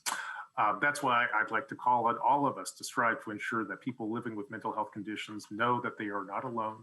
There is hope, there is help, and there's a possibility of healing and thriving again. And finally, I'd like to close by saying that we must also remember to address the barriers that underserved communities, especially communities of color, face when they try to access affordable, high quality, and evidence-based mental health care. Thank you. Thank you, Commissioner Rubio. Thank you. Thank you, Mayor, for bringing this proclamation forward. And I also want to thank Joel, Taisha, and Courtney also for the presentation, also for the proclamation.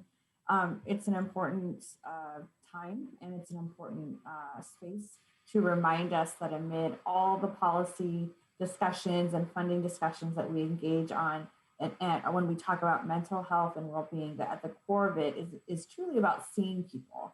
And valuing people and the experience of people with mental health disabilities, and that everyone a part of this community is deserving of dignity, respect, and the opportunity to thrive and self-determine their lives.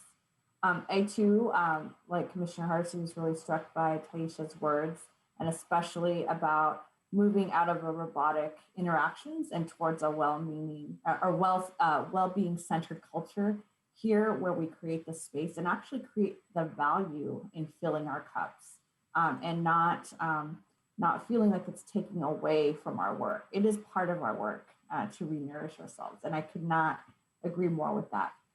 And having worked in the trauma-informed community-based organization for so many years, I also want to underscore the importance of implementing trauma-informed practices and centering the voice of people living with mental health disabilities in City Hall and across our bureaus to ensure that we are abiding by our values and providing the care and consideration that our employees deserve. And especially as COVID has tested so many of us for over a year. And this is on top of the trauma of racism experienced by Black, Indigenous communities of color in our community and state daily and generationally.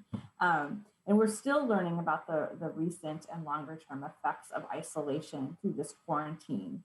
That's still unfolding. So it's really up to all of us here at the city to acknowledge this reality and also the very real impacts on our very dedicated employees who are pouring their energy and time into this workplace to make it what it is to serve the broader community. I'm very, very excited to hear about the well-being opportunities that are happening and are in progress in our schedule, and also about council making investments in bringing community together as a part of our safe reemergence into the community. Because if there's one thing we all know, that it's being in community and also being seen and valued in whatever form that means to you, that really heals and nurtures the spirit. So I just want to thank everyone again for involved, for reminding us to do our part as a city to take active and conscious steps in support of people living with all kinds of invisible disabilities. Thanks. Thank you. Commissioner Ryan. Yes, thank you, Mayor, and thank you, Kathy. That was a wonderful opening. And Joel, I learned so much from your presentation. And Taisha, thank you for showing your humanity and staying in the why. That was awesome. And Courtney, I look forward to hearing from you soon. I hope the technical difficulties have been lifted. This is so important. I think everyone's spoken to the relevance of mental health today. And I'm going to just briefly touch on my own why. It was basically my big motivation to serve the city that I love. And like a lot of people, I've lost really close family and friends to suicide. And it really wasn't until that lived experience of having a cousin that I was close with, a mother who I helped her have children in life. No one saw it coming. No one saw it coming. And especially with one of them.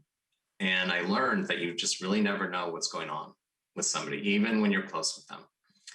And that is why we have to keep building the agency for all of us to have access to services, and why I know I'm committed in my authority role with even my own team to really take some time to do balance. Yesterday's a great example. I started meetings at 7:30. I didn't go on my morning walk. I wasn't okay by the end of the afternoon, just was not okay. This morning I did my morning walk. I should be better. It's like those daily disciplines. No one's going to do it for you. You have to do it for yourself, but you need to be supported by those who you work with. So thank you for bringing it home in such a very honest, real way. I also choose to serve on a board, Trillium Family Services, that focuses on children and youth with mental health. The stigma is so real. And the more of us that come out about our own commitment to our own mental health, the better. Again, in my family, there's 8 children, 5 of us are still alive. And I would say the 5 of us that are alive are because we have our own daily reprieve of services that we do to take care of ourselves. And so it's a one day at a time commitment to our own serenity so that we can serve and be decent and also just sleep at night. I'm glad someone mentioned getting a good night's sleep. I have to work on that one. Anyway, this is just such an important stage of life that we're in right now. And I hope that in this year of so much reckoning, that mental health, which is at root of so much of our issues, continues to get the attention that it deserves. So many of our bigger issues that we talk about, the root cause is mental health. And that's, again, why it's so important that we take a breath today and really make space for this. So I appreciate you all for being here, for giving space for this important topic. I strongly encourage all city employees, talking to myself right now, to look into that app that was mentioned and really formalize the routine of our own mental health, and for everybody to provide space for one another so we can continue to take care. And thanks for also having us put our screens on. I'm a little bit of a stickler for that in the meetings I'm in. I ask for people to turn their cameras on if possible, because it's really important for us to see one another. Anyway, it was mentioned earlier, but it's not that Oregon suffers. We're the 51st state, that's last place, in a list from best to worst when it comes to mental health systems in the country. We're behind all states, including Washington, D.C. And so we have a higher prevalence of mental health and much lower access. That's the key part to care. So as a city and a state, we must do better. I urge Portlanders who need help to apply to the OHP if possible, seek services at the county, and contact community-based practitioners for services on a sliding scale. And for all of us to support people that we care for to do the same. Anyway, thank you so much for centering us this morning on such an important and relevant topic all the time, but especially today. Thanks. Commissioner Ryan. Courtney, were we able to get you situated? Can you hear me now? Yeah, now we can. Okay. Thank you. Very good. Thank you for your patience. So good morning, everyone. And thank you, the mayor and the commissioners for having us this morning. And I also want to thank Kathy Bless, Joel Michaels, and Taisha for all agreeing to speak this morning on behalf of mental health and well-being for the city and for city employees, which is important. City Strong, which is the in-house well-being program for all city employees.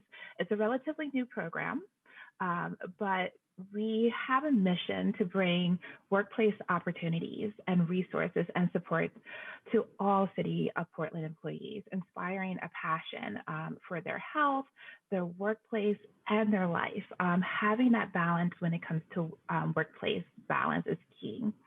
As a part of City Strong, we focus on the physical and mental and emotional health as well. So a part of our programming, we provide mindfulness classes, like Joel mentioned. We have mindfulness classes twice a week. We also have stretching and yoga classes as well. And then we also have webinars throughout the month as well. So this month, we will have a webinar on resiliency as well as fitness. And then we'll have a panel discussion on grief and loss later on this month as well for all city employees.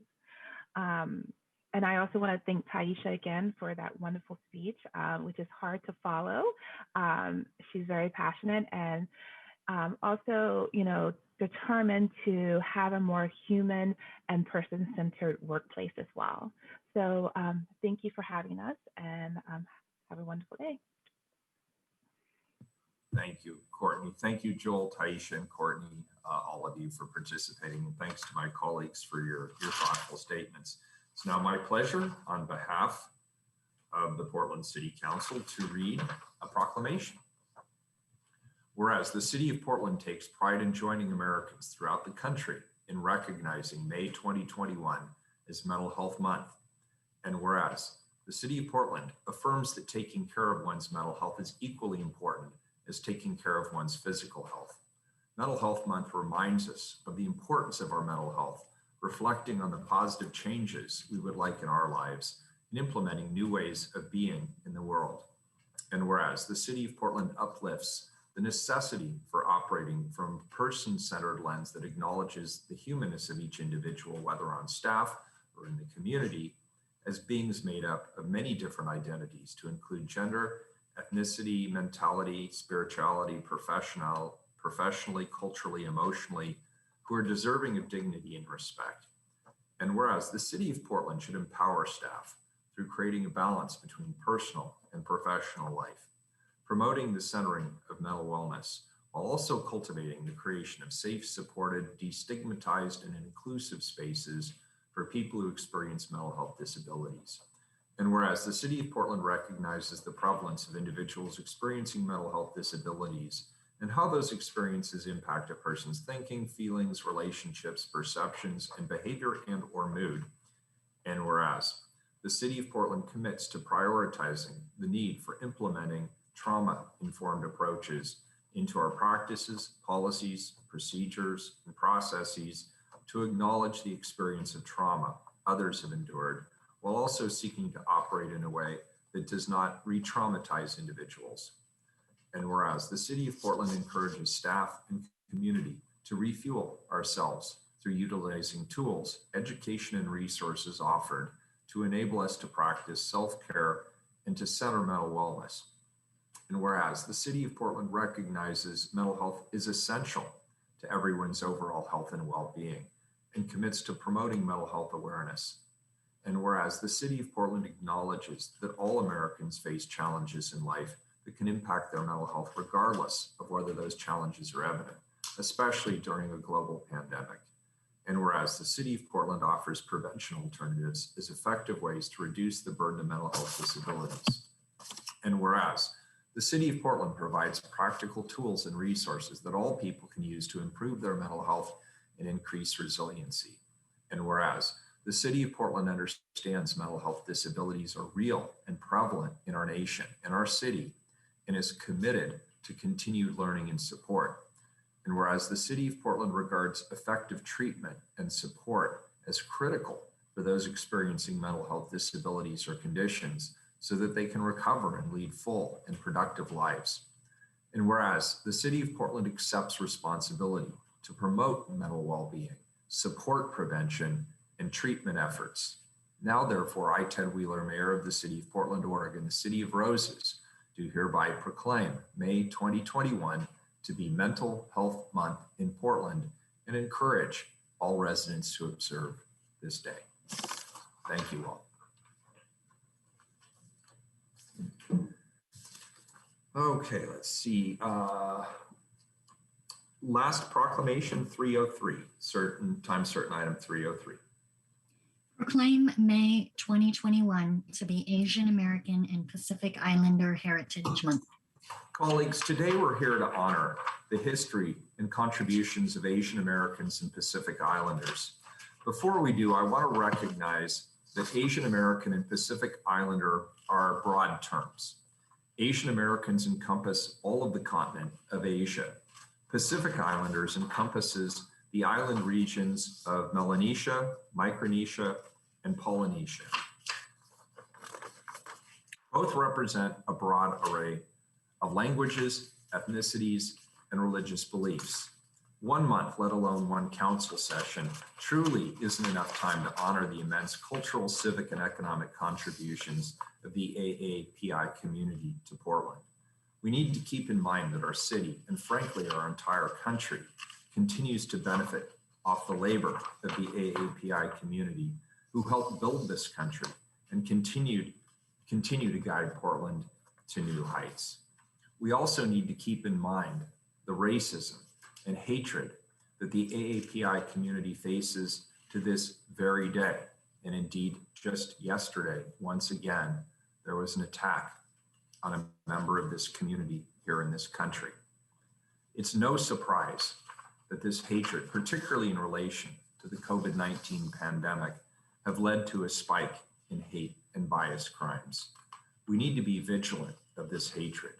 We also need to make sure that when we pass new ordinances or create new policies, that along with the various ethnic groups that make up the identity of our city, we center the AAPI community through a racial equity lens in the work that we do. Lastly, I want to recognize the members of my team who are AAPI, including Erico, Bobby, Allison, Angela, and Con, all valuable and integral parts of my team whose dedication and expertise continue making this city stronger and better. I want to thank you. I will pause before I read the proclamation and ask any of my colleagues if they would like to add anything at this point. Commissioner Maps. Thank you, Mr. Mayor. Thank you, colleagues. Let me begin by saying this. This May, during Asian American and Pacific Islander Heritage Month, we come together to recognize the history, achievement, and unmet needs of Asian Americans, Native Hawaiians, and Pacific Islanders here in Portland. Asian people have been here in Oregon since even before we became a state. For example, the first group of Chinese immigrants arrived in the Oregon Territory as early as 1850. And our Asian ancestors helped make Portland the city we love so much today. Despite the contributions Asian Americans have made to our community, our Asian neighbors have endured a long history of discrimination. Of course, we all remember the Chinese Exclusion Act of 1882, which banned Chinese immigration to these United States.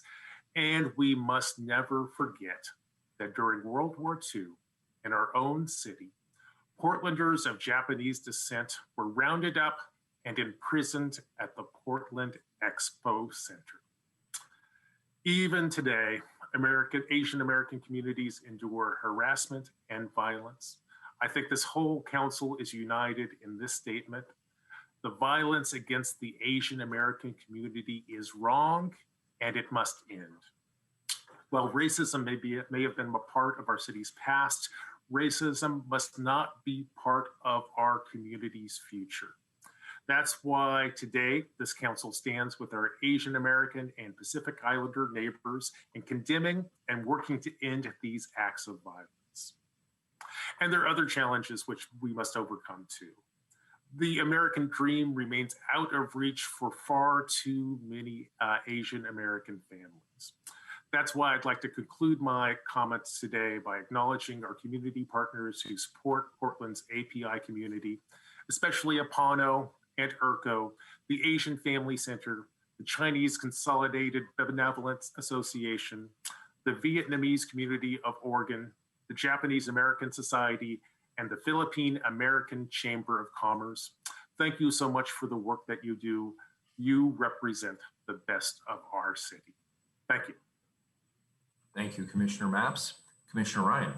Yes, thank you, Mayor. And thank you for starting us off by acknowledging when you say Asian Pacific Islander, what a large part of the globe that encompasses. And I want to start off by also thanking the city employees who brought this proclamation forward.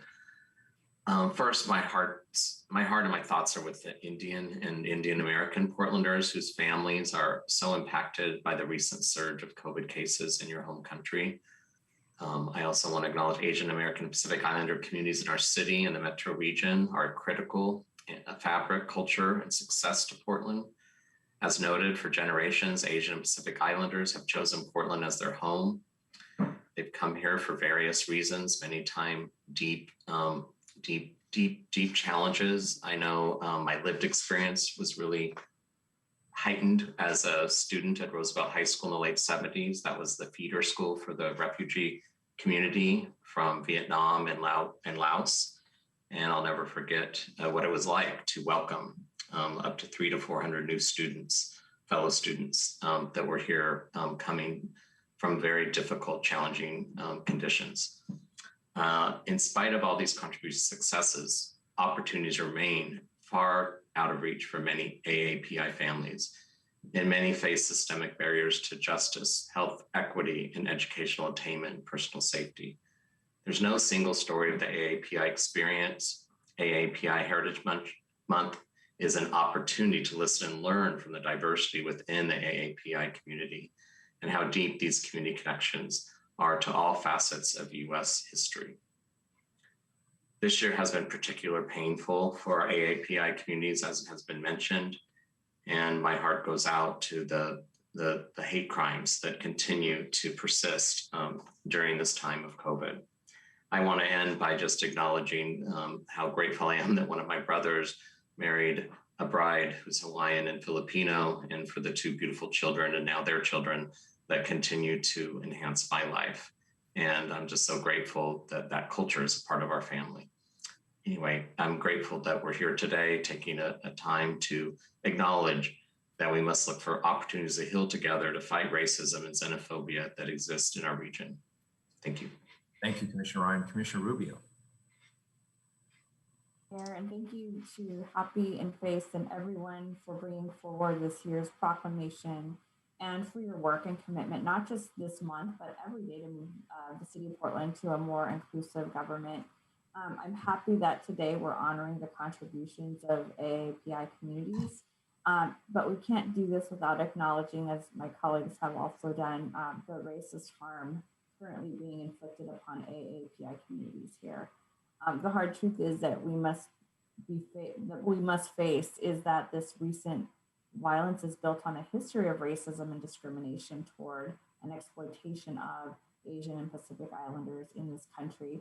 And we know this racism was further stoked by past and current leaders, national leaders, who created conditions for these acts and these racist acts to become and actors to become emboldened and commit hate crimes across the United States, and including right here in Portland. So today, I want to honor that our region has developed in significant and critical ways from the physical and economic infrastructure built by Asian laborers, by the Asian AAPI community, whose histories are often disregarded and erased by earlier generations of Oregonians. And that's something that we still struggle with today. Asian Americans and Pacific Islander heritage is a part of America. It is American heritage. And as a daughter of and granddaughter of farm workers, I'm tremendously grateful to see these communities and grateful for the work of these communities and their vast civic, economic, and cultural contributions, their rich histories, and tremendous leadership and advocacy that our state and city has benefited and prospered from. I am inspired by their stories and contribution, and they have literally shaped our way of life here in Oregon today. And there are many ways we can also support this community and take action every day, not just once a year. Things like supporting Asian American and Pacific Islander-owned businesses, giving to AAPI organizations and causes, and attending educational events by culturally specific organizations that serve these communities, and participating and making an effort, a true effort, and to do our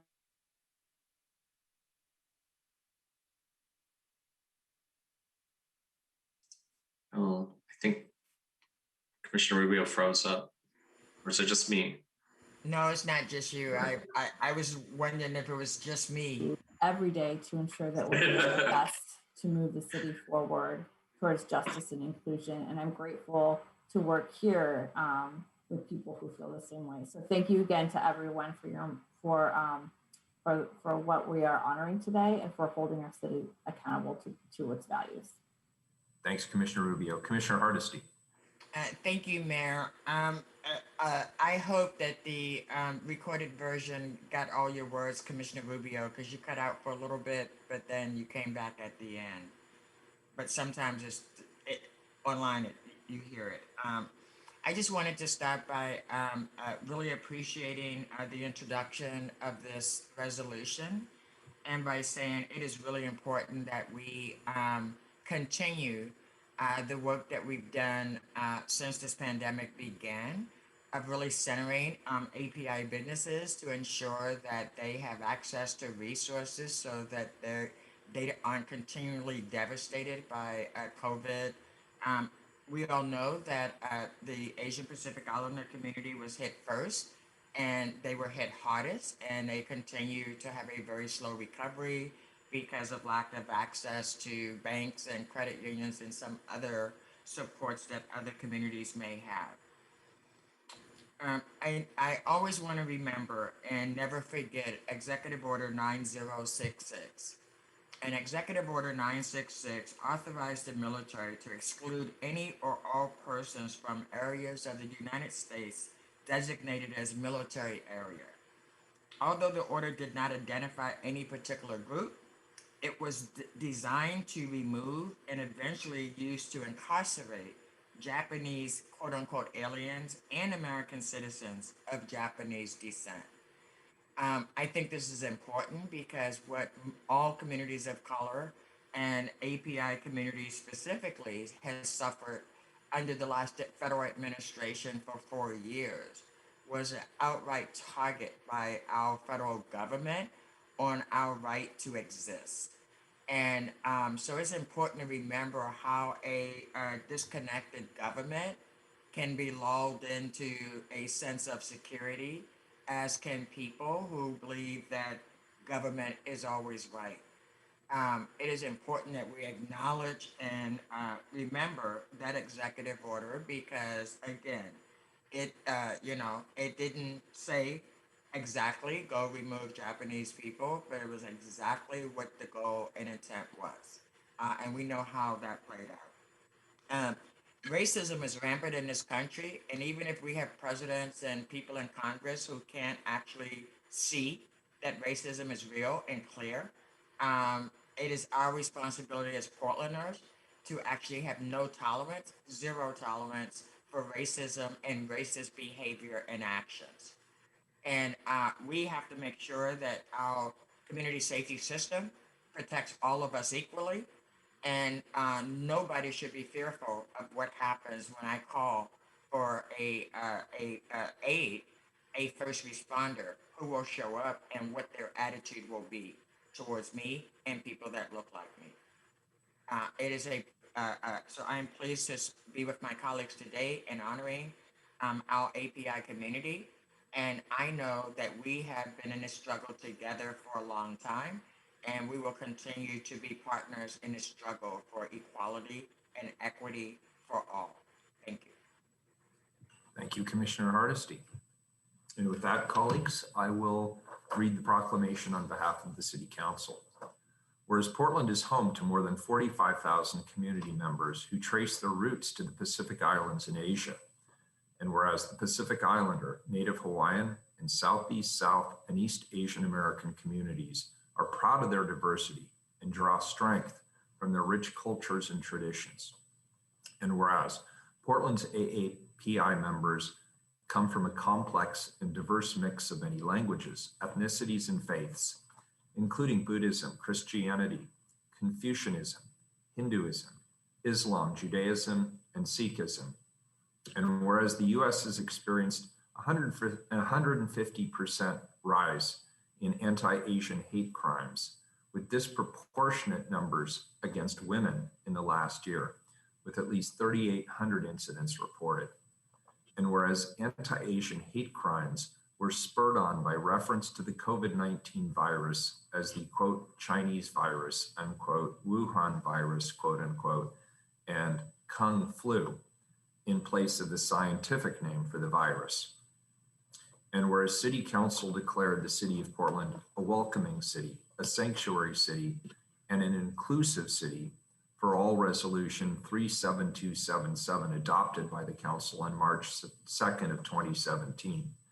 And whereas Portland City Code Section 23.01.010 states that it is the policy of the City of Portland to eliminate discrimination based on race, religion, color, sex, marital status, family status, national origin, age, mental or physical disability, sexual orientation, gender identity, or source of income. Such discrimination poses a threat to the health, safety, and general welfare of the citizens of Portland and menaces the institutions and foundations of our community. And whereas Portland City Council in 2016 adopted Code Section 3.131.010, establishing a new Portlander Policy Commission to advise the city on policies and practices to integrate immigrant and refugee communities' voices and needs into the provision of city services, city decision-making, and civic engagement in Portland. And whereas City Council acknowledges the challenges faced by all Portlanders during the COVID-19 crisis, while specifically people of Asian and American and Asian Pacific Islander descent have been subject to hate crimes. We acknowledge that Black and Indigenous communities are disproportionately impacted by the highest infection and fatality rate due to the health disparities perpetrated by systemic racism. And whereas Portland City Council believes that all immigrants and refugees are critical additions to the social and economic well-being of the city. And whereas on June 24th, 2020, the new Portlanders Policy Commission, Portland United Against Hate, and APANO presented a proclamation condemning anti-Asian crimes to City Council. And whereas Asian American and Pacific Islander Heritage Month is an opportunity for all individuals and organizations to recognize important AAPI contributions, development, and defense for our country, as well as the cultural, civic, and economic life of Portland for over 150 years. And whereas Portland, through dialogue with representatives from Asian American and Pacific Islander communities, continues to address the needs and concerns of its community members and remains committed to seek solutions to problems such as prejudice, discrimination, and violence. And now, therefore, I, Ted Wheeler, Mayor of the City of Portland, Oregon, the City of Roses, do hereby proclaim May 2021 to be Asian American and Pacific Islander Heritage Month in Portland and encourage all residents to observe this day. Thank you. And Commissioner Hardesty, I see you have your hand raised. Yes, thank you, Mayor. I would like to ask if we could suspend the rules and allow our affinity group that prepared testimony. We may have just skipped that part if there was any invited testimony. If I did, I apologize. Yes. Do we have? We do have representatives here that are all prepared to present to us. Terrific. I'm sorry I missed that. Thank you. We all did, Mayor. It's not just you. Good. Welcome. Thank you for being here. Well, Ohio gozaimasu, and good morning, Mayor Wheeler, Commissioner Rubio, Commissioner Hardesty, Commissioner Mapps, and Commissioner Ryan. Greetings to Pacific Islander and Asian American community members, leaders, and city employees who are joining us today. Commissioner Rubio, I remember all those years ago when you and I worked together on a joint Japanese American and Latino community event for the Japanese American Citizens League. And also Commissioner Mapps and Commissioner Hardesty, I want to thank you for mentioning the incarceration of 120,000 Japanese Americans and Executive Order 9066. If that happened today, my family and I would be forcibly removed from our home and shipped off to American concentration camps. For the record, my name is Jeff Selby. My pronouns are he, him. I'm the communications manager for the Office of Equity and Human Rights, lead public information officer at the city's Emergency Coordination Center, member of HAPI, the city's Hapa Asian and Pacific Islander Deep Affinity Group, and proud son of Michiko Selby, a scrappy 88-year-old immigrant from Tokyo, Japan. I'd like to first acknowledge this National Day of Awareness for missing and murdered Native women and girls, our unwavering support for Black lives, and our acknowledgement of Mental Health Awareness Month. I would also like to recognize the Emergency Coordination Center's Joint Volunteer Information Center, headed by Regina Ingebeyer, for their assistance to so many immigrants, refugees, Black and Indigenous people, and people of color. This month's celebration of Asian American and Pacific Islander heritage comes at a very difficult time for our communities. Just last night in San Francisco, 2 elderly Asian women were stabbed in broad daylight as they waited for their bus. Despite these daily tragedies, the murders in Atlanta and in Indianapolis and the surge in anti-Asian hate crimes around our country, our communities are mourning and have remained resilient. Targeted hate and racism are nothing new for us, but we are buoyed by the support from our fellow communities of color and allies. On behalf of the HAPI Affinity Group, I thank you for taking time to honor our Pacific Islander and Asian American communities today. Domo arigato. Up next, I'd like to introduce Shayna Hobbs from the Filipino American City Employees of Portland, or FACE. Thank you. Thank you, Jeff, and thank you for having us here today at Council. My name is Shayna Hobbs. My pronouns are she, her. I'm the chair of the Filipino American City Employees Affinity Group. So since I'm last to speak, I'll probably be echoing a lot of the sentiments that were spoken here today. Thank you for setting aside time to honor and celebrate Asian American Pacific Islander Heritage Month. It's an important time to look back and reflect on the important contributions of Asian Americans and Pacific Islanders, celebrate our heritage and cultures, and stand in solidarity with us. As mentioned, there's been a sharp increase in violence towards Asians. And I also read about these recent attacks in San Francisco, and I believe there was one in Baltimore yesterday. Well, it's easy to feel helpless about these events. You don't have to, and there are actions that we can take to try and curb the hate that's happening all around our country. The Filipino American City Employees Affinity Group has donated part of our annual budget to Hollaback to support their bystander intervention trainings that they have developed in partnership with Asian Americans Advancing Justice. These trainings are an important tool for interrupting discrimination, harassment, and violence in our community. We ask that you take action this month by signing up for a bystander intervention or conflict de-escalation training with Hollaback. You'll come out of the training not only a stronger ally for AAPI people, but for all Black, Indigenous, and people of color who may experience discrimination and harassment. And I'll share a link in the chat after this. I also invite you to take time this month to read books and watch movies or documentaries or listen to podcasts that bring to light the unique hardships and triumphs that AAPI people have experienced throughout history, and also celebrate our our creativity and all of the positive things that we have to offer, in addition to learning about the hardships that we've experienced. Support AAPI artists and creators, and continue to support AAPI-owned businesses that we are so fortunate to have in Portland. They've been hit particularly hard by the pandemic, and they need your support. And to all members of the AAPI community who may have ever felt like you aren't Asian enough or Pacific Islander enough, maybe because you don't speak the language of your motherland or because you don't look a certain way, I just want you to know that you're seen and you are enough, and there's always a space for you, at Hoppy and Face. And to everyone else, please remember that the AAPI community is not a monolith. We have a broad array of experiences, cultures, and identities. And thank you for this time. Thank you, Shana. Thank you very much, Jeff. Thank you. Commissioner Mapps. Thank you, Mayor. Mr. Mayor, before we move on from this topic, I'd like to have an indulgence and plug an upcoming event which might be of interest to many Portlanders. Tomorrow, the Japanese American Museum of Oregon celebrates its grand opening. It'll be a virtual event at 5 o'clock. That's Thursday, May 6th at 5 o'clock.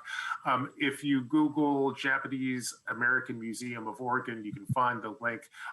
Should be fascinating. It'll give us a real opportunity to continue the celebration that we're gathered here today for. Thank you. Thank you, Commissioner Mapps. Appreciate it. All right, thank you. That was a great presentation. We'll go back to the regular agenda. The next item is item 309, please. Authorize the Emergency Coordination Center to provide sponsorships to community-based organizations during city disaster declarations. Colleagues, the city's Emergency Coordination Center has been activated for over a year now for the COVID response. Much effort has been focused on supporting the Portland communities hit hardest by the pandemic, which are the Black, Indigenous, and other communities of color, immigrants and refugee communities, and people with disabilities. The Joint Volunteer Information Center, JVIC or JVIC, has led much of this community work in the partnership with community-based organizations. The work is expected to continue well into the recovery phase. Staff from the JVIC and the community leaders are here today to talk briefly about that work and to ask council to create some grant rules that are specific to emergencies. These rules will help expedite assistance to communities through CVOs during declared states of emergency. This is an opportunity for us to improve our response to COVID and also in future disasters by working in partnership with local community-based organizations. Regina Ingabira of the Portland Bureau of Emergency Management is here to present on this item. Welcome. Thank you. Thank you, Mayor. Thank you, Commissioners, for having us today. My name is Regina Ingabire. I'm Community Outreach Manager at the Portland Bureau of Emergency Management and also co-lead of JVIC. Before I start, I would like to give you a brief introduction or brief background about the JVIC program. The Joint Volunteer Information Center, JVIC, was created in March 2020 in partnership between the ECC and Multnomah County Operations Center. We began distributing cleaning and hygiene resources to community members experiencing economic difficulties due to the pandemic.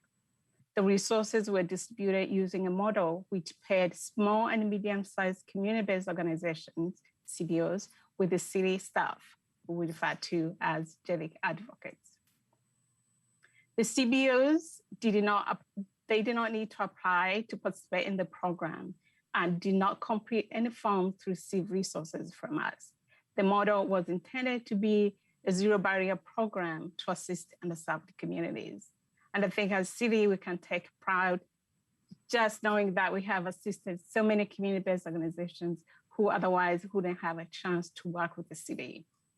And currently we serve over 75 community organizations who serve primarily immigrants, refugees, Black, Indigenous, or other communities of color or people with disabilities.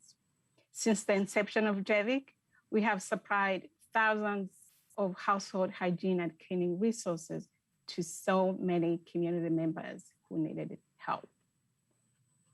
Also, I'd like to kind of give you an overview how the JEVIC model works. So currently we have 9 JEVIC advocates from different bureaus. It's a very diverse team with shared lived experiences with the communities we serve, and we're able to provide culturally appropriate and timely response to our communities. And this is very much appreciated by the communities we serve when they see the team that's serving them also that looks like them.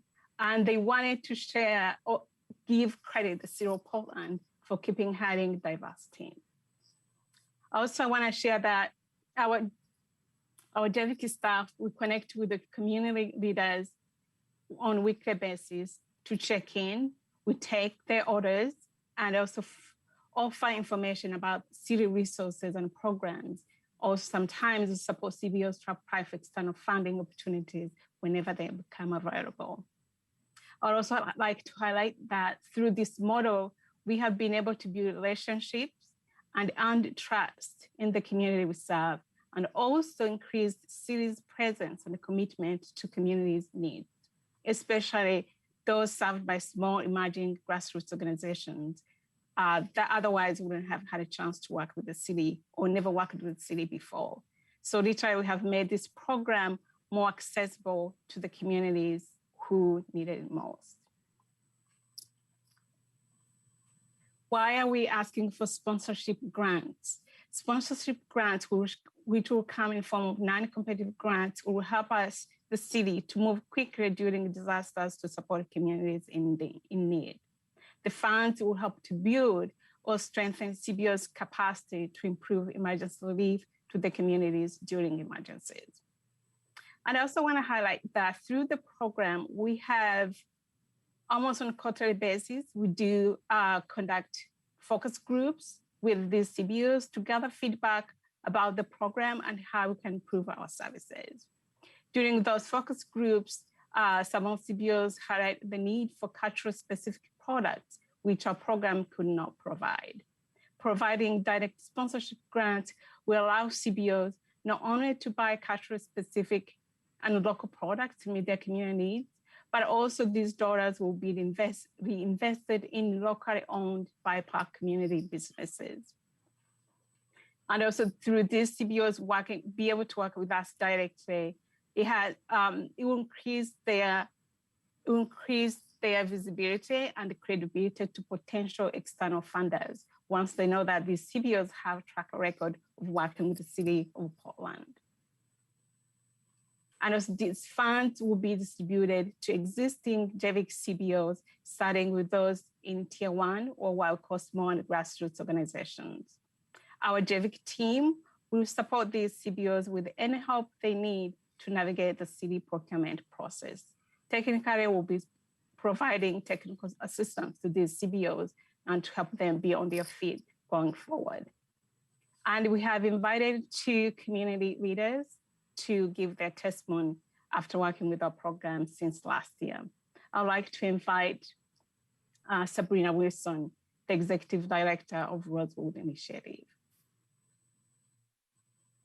Hello, I'm Mayor Wheeler, Commissioner Hardesty, Commissioner Rubio, Commissioner Mapps, and Commissioner Ryan. My name is Sabrina Wilson, and I'm the Executive Director of the Rosewood Initiative.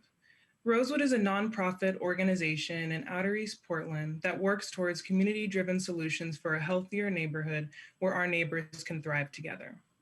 Our community center sits at the intersection of 162nd and Stark and within the zip code 97233.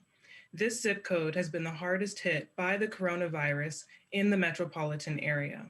The impact of the coronavirus on our community has been multifaceted. And as an organization who has always adapted to the needs of our community, we have had to be increasingly flexible to respond to the many ways in which our community has been impacted. We are currently hosting weekly vaccine clinics at our center to ensure the people of East County have lower barriers to get vaccinated. And we have provided direct support such as weekly food boxes and household rental assistance. We have provided small business grants and over 500 digital devices and over 1,000 internet assistance cards. This is just a snapshot of our work, but much of it could not have been done without the City of Portland. And JVIC has been a dynamic partner in our organization's rapid response. They have actively listened and engaged to provide Rosewood the resources that our community needs and connect us with relevant opportunities.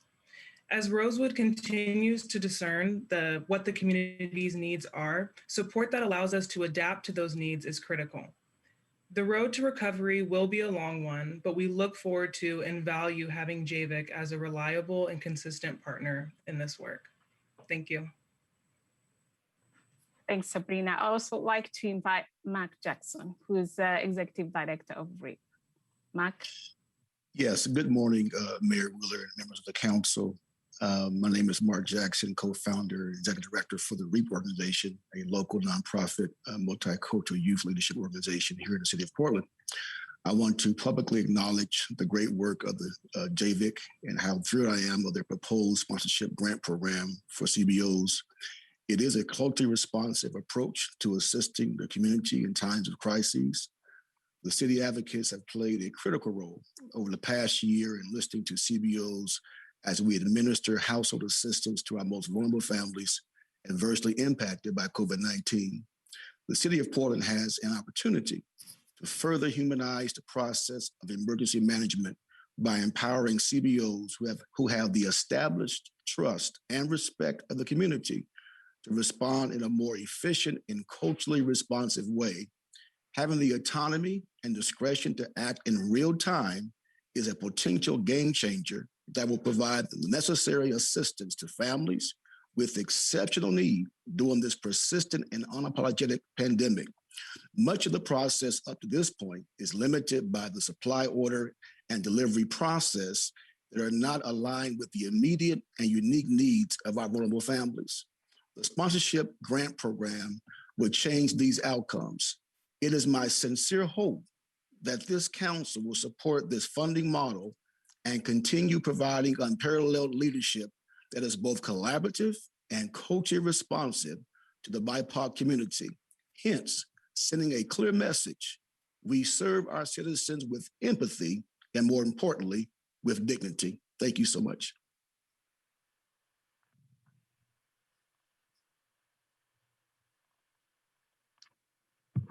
Thank you.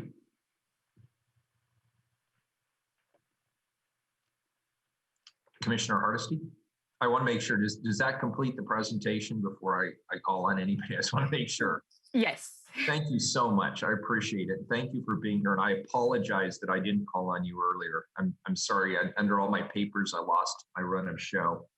So please accept my sincere apology. And we're really, really glad that you can make the time to be here today and share your perspective. Commissioner Hardesty. Thank you, Mayor. I just want to publicly thank Regina for her incredible leadership with the JVIC. It has been a real game changer when we see the city adapting to the needs of its people as compared to the expectation that the people will adapt to the needs of the government. I am so proud of the work that you've done. You've served over 70 community-based organizations, and I would say that many of them have never, ever worked with the city of Portland before, and if they wanted to, wouldn't have known how to. And what you've done is actually build community during a time when people are stressed out, tapped out, and looking for any source of support. I really applaud the work. I am 100% behind this grant proposal. One of the things we hear over and over again is how darn long it takes us to get money out the door after we've made a decision. And so I appreciate the creativity that you've used to develop this grant program. I look forward to seeing some of the organizations who never saw the city as a partner actually being able to be in line to get additional resources as we come out of this pandemic and start looking at rebuilding a more just, equitable, and transparent city. So I thank all of you for your work, what you've done so far, and what you will continue to do with this support. Thank you. Yes, hello, Regina, thank you for being here. I look forward to supporting this. I just have a question because this is a joint operation with the county. And I think the crisis is multiple that we've been involved with has reminded everybody that there's two major jurisdictions serving our constituents. And I just wanted to ask this, has the county's Emergency Operations Center proposed a similar practice? If so, is there a proposal not to exceed a certain grant amount? I just want to know if there's parallel systems operating with the county at this time. Thank you, Commissioner. That's a great question. Actually, we created the joint Volunteer Information Center together, but when it came to funding, the City of Portland has been the sole funder. So we are not talking about parallel projects right here. We are asking the City of Portland this to be a unique program going forward. Thank you for answering that question. I appreciate it.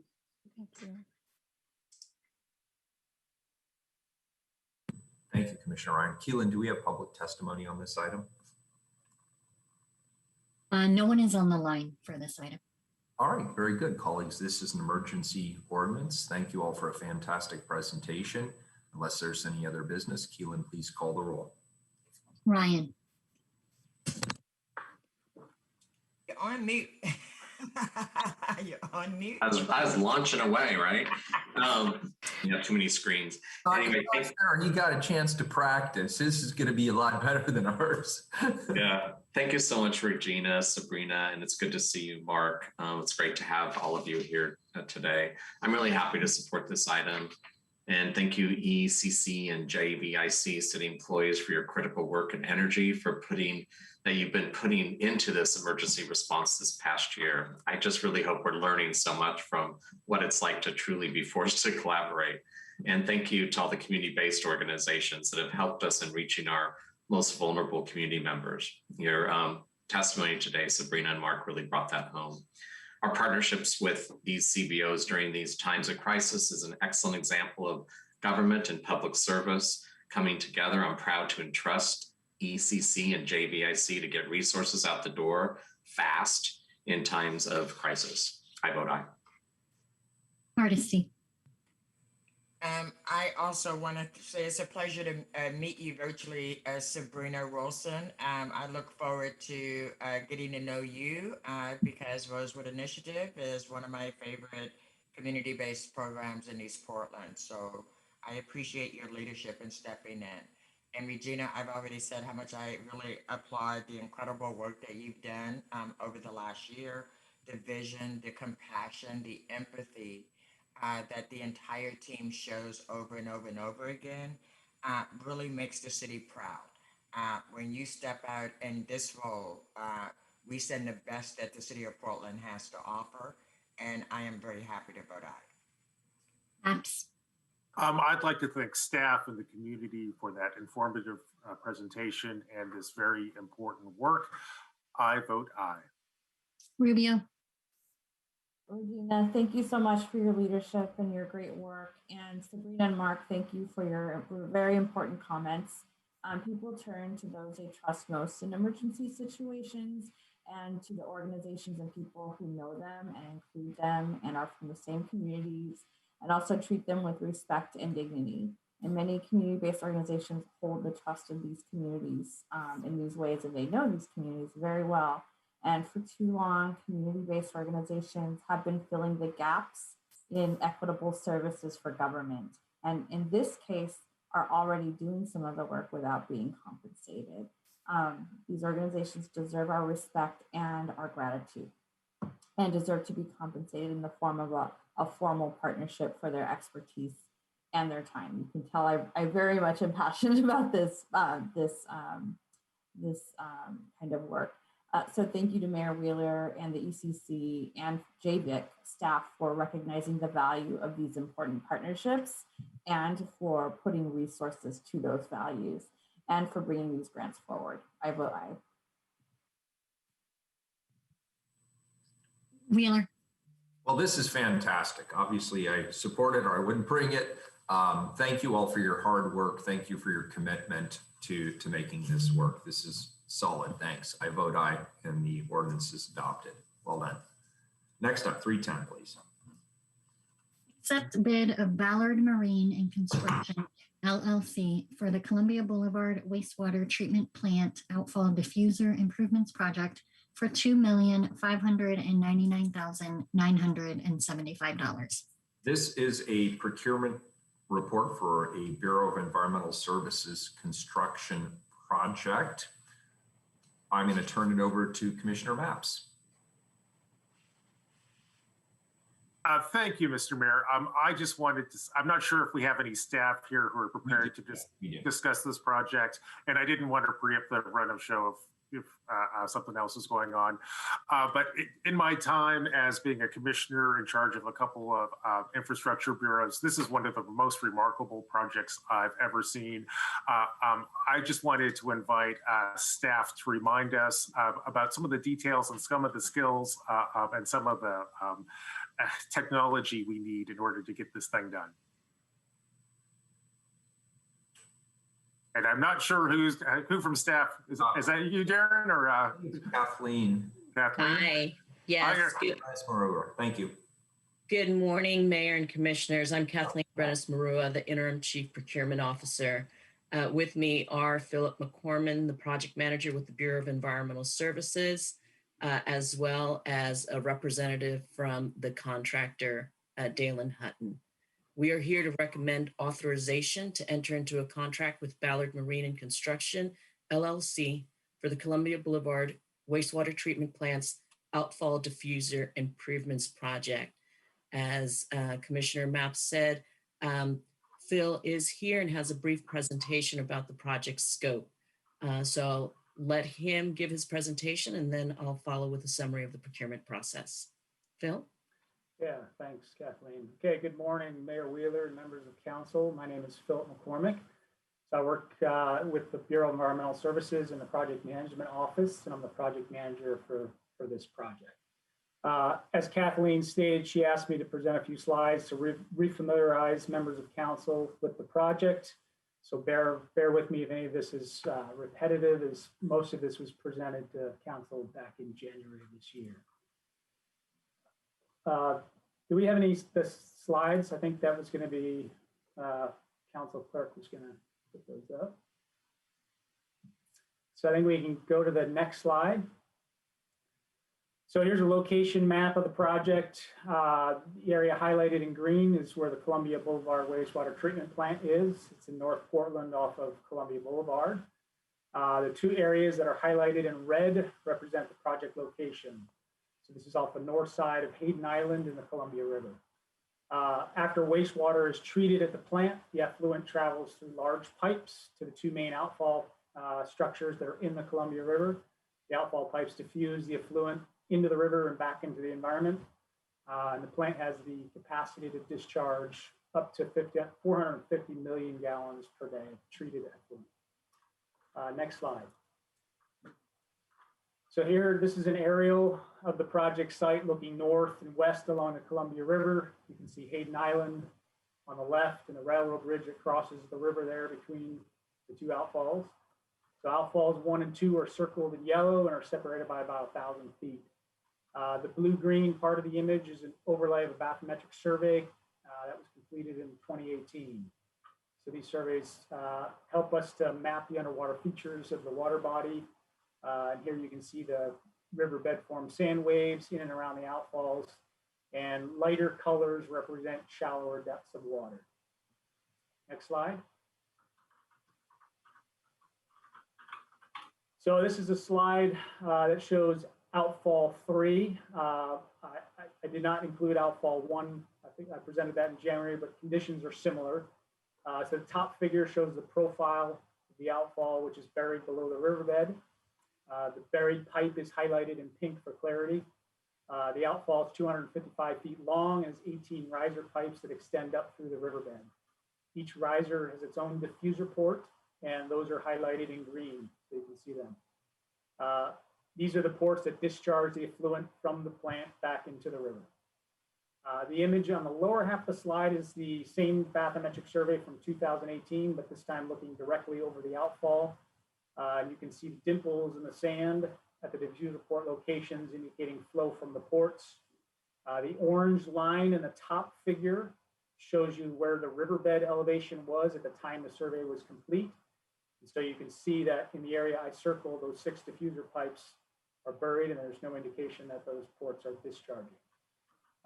The riverbed is constantly shifting on the Columbia River, and we are scheduled to do another bathymetric survey prior to construction. But the trend over time has shown gradual buildup of sediment in and around the outfalls. And the risks to the plant are that the flow is reduced through the outfalls, and that could lead to an increased risk of sediment buildup within the 84-inch pipes. These deficiencies do not allow the plant outfall pipes to function at full capacity. So our primary objective for this project is to restore full discharge capacity through the outfalls. This will be accomplished by raising the diffuser ports and replacing them with new ports that meet specific hydraulic performance requirements that'll take us into the future. The new diffuser ports are shown colored in black in the top figure of the slide, so you can see how they're being raised up. These modifications will reduce the probability that the ports are buried and allow the outfalls to operate at full discharge capacity. And this will improve dilution performance, ensuring that the city is able to meet regulatory requirements for water quality standards into the future. Next slide. So this project is subject to the city subcontractor equity program and its monthly compliance reporting requirements. Due to the specialty nature of this work and the fact that most of it is underwater and requires divers, we had concerns early about meeting the city's aspirational goals. And we strategized internally with procurement services for ways to improve outreach and participation on the project. And I even reached out to the Port of Portland to get some input on their approach to participation because they have a lot of experience with marine and port type projects. In the end, we decided that a targeted approach would be the best approach for this project. So before the project was advertised, we contacted as many COVID certified contractors, any contractor that had experience working in or around water to make sure that they were aware of the project and to talk to them and let them know that what opportunities existed. And these contractors were all emailed the advertisement when it became available. Contractor associations were also contacted about the project to ask for their assistance in distributing the advertisements, and member contractors, as we know that they understand their member contractors and who maybe this work may apply to. The project is also subject to the city's workforce training and hiring program. It's a program administered by procurement services and monitored monthly by project staff. And obviously this is to maximize apprenticeship and employment opportunities for minorities, women, and economically disadvantaged workers in the construction trades. Next slide. So our schedule, bids opened on March 16th. Notice of intent to award was issued to Ballard Marine on March 25th. And construction is scheduled to take place during the project's permitted in-water work window. The permitted window starts in October 1, and we have to be finished with construction by the end of February 2022. That's all I have, so I'll turn it over to Kathleen unless there are any questions. I have a quick question, if I may. Yeah. Philip, there's so many specialized skills involved here. Do you have any sense of how many African Americans, or what percentage of the commercial diving industry is made up of African Americans? I don't know that personally. I did chat with Ballard Marine a little bit about their approach to the project, how they staff these, and it's a pretty limited crew. So they have a 7-member dive team that pretty much does all of the work, and one journeyman operator. They'll have a crane to deal with moving material to and from for the divers. But it's a 7-man crew, and they basically rotate through diving. And part of the issue with the diving and the rules around diving is that they all have to be certified divers in order to not only to work down below as a diver, but to also manage the air that the divers that are down below the surface will need. So and that's really going to be the crew for the entire project. So it's a pretty limited scope of work and highly specialized. I did ask, because the participation is so low, I asked, so what about women divers and apprentice opportunities? And there are only 40 or 50 divers in the Pacific Northwest Union, and so obviously they're covering every job up and down the Pacific Northwest. So that's even pretty limited, and there are only 4 of those that are women. Thank you, Philip. That's consistent with my research too. I'm deeply concerned about our equity goals here, and I did a little bit of research to see, what percentage of the commercial diving industry is made up of African Americans, and the number I found was less than 1%, which is frustrating. And I hope that projects like this create an opportunity to bring that number up. Thank you. Okay. Thanks, Commissioner. Commissioner Ryan, then Commissioner Hardesty, then Commissioner Rubio. Yes, excuse me. Thank you, Philip, for being here today. And thank you, Kathleen. My question is actually about the estimate range for this project was 5.5 million and the confidence level was high. And I see that we're looking to award this at basically 2.6 million, which is a 47% overestimation. I'm just curious, how do you explain that gap? Yeah, we did debrief with the consulting engineer once bids came in. I think it was a surprise to everybody. And so they put the estimate together for BES. There were a few things that we found as we compared the estimates, the estimate to bids. One was admittedly, they feel like they might have been a little bit too conservative, not understanding the technical difficulty of the work. So there were estimates for escalation and contingency in the contract that were probably a lot higher than they should have been. And then also there was some double up in contingency because they had some contingency within the direct construction, which is typically where you won't have that. So that was another thing that added to some of the costs. The other was right before the project bid, we got word that the valve manufacturer that we had specified in the contract was having some manufacturing and shipping delays due to COVID, and they were expecting a seven-month lead time for valves. So we had to pull that portion of the contract last minute, just before this advertised, and that was $590,000 worth of just materials that came out of the contract right at the start. The other was schedule.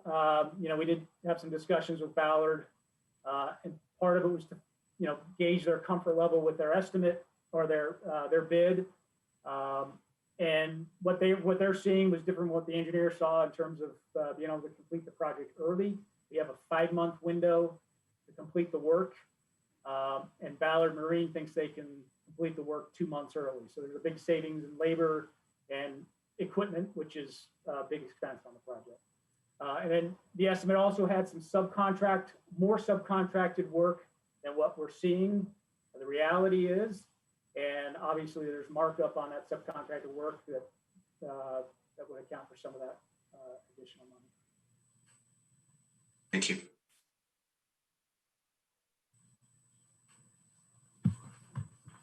Commissioner Ruby. Oh, sorry. I'm sorry, Commissioner Hardesty. I apologize. Then Commissioner Ruby. No worry. Thank you, Commissioner Ryan, for that question. That was one of my questions as well, but the answer really confused me. Based on the document that I have, the estimate that went out for bid was we thought this would cost $5 million, Sure. right? And your bid came in. So my understanding that your bid is 47.27% under the estimate. So your bid is less than what we anticipated we would pay for this service. Is that correct? Correct. It didn't sound like the answer you gave to Commissioner Ryan, so that's what. Oh, yeah, I guess I was trying to explain the differences between, when we debriefed after bids came in, the differences between what we had in our estimate versus what came in the bids. Thank you. So my other question does really have to do with the really poor aspirational goals that we've achieved in this contract. And as I looked at some of the subcontracts, I'm not a diver. I used to be married to one. I don't know if that counts. I'm not a diver, but as I look at some of the work that's being subcontracted out, I am curious as to why somebody would have to be a diver in order to, say, remove, hauling contaminated soil or many of the other specific pieces of work that's been put out for subcontract. The city is committed to actually not just aspiring, but achieving our goals. And as I look at the breakdown of work, I see opportunities where there are people of color contractors that could do work that would not require them to be in the water. Sure. And so I am very concerned that we say one thing and we actually contract with people who don't actually meet our goals. Yeah, and I can't comment as to how many subcontract bids any of the prime contractors received. And whether they received other bids from minority contractors for these portions of the work. It sounds, talking to Ballard, and again, these were brief conversations, but it did sound like they searched through the COVID database for certified contractors based on under every trade of work they could locate, and did put a request out. And these were the subcontractors that reached back to them to provide a price. So yeah, as far as the hauling, I know there's maybe there's an opportunity for us to pick that up if testing comes back that we don't have contaminated material. Maybe there's an opportunity to get a certified contractor to do the hauling. One of the concerns is that we don't know if the material is going to come back or hazardous, and so there are special requirements for haulers with hazardous materials.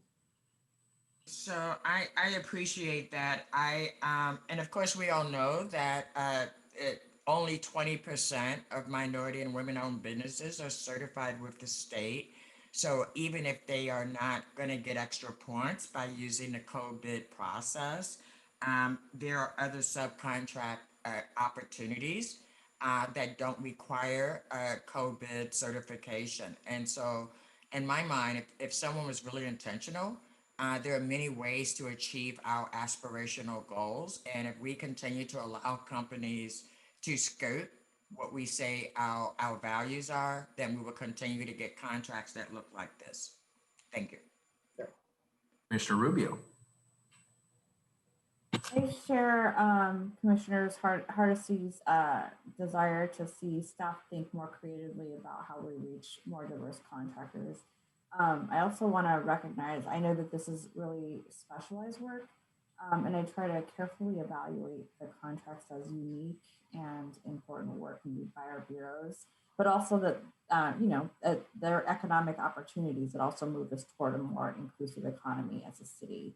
And at this time, it will be hard for me to support this bid as is, because this particular gap seems significant and larger than the others that I've seen come through since being on council. But the question I have is and I'm learning too, is Ballard willing to, and is there room for Ballard to revisit their plans for subcontracting to work with minority contractors or partnering with minority contractor organizations to meet the goal or get closer to the goal? Yeah, and I think I'd probably want Kathleen to weigh in on that. Obviously, we have some procurement rules where we have to work within, and they have to work within. But maybe Kathleen can chime in on that topic. Yes, thank you, Philip. And I apologize. I'm keeping my camera off. I've been kicked out of the meeting twice. So want to make sure that doesn't happen again.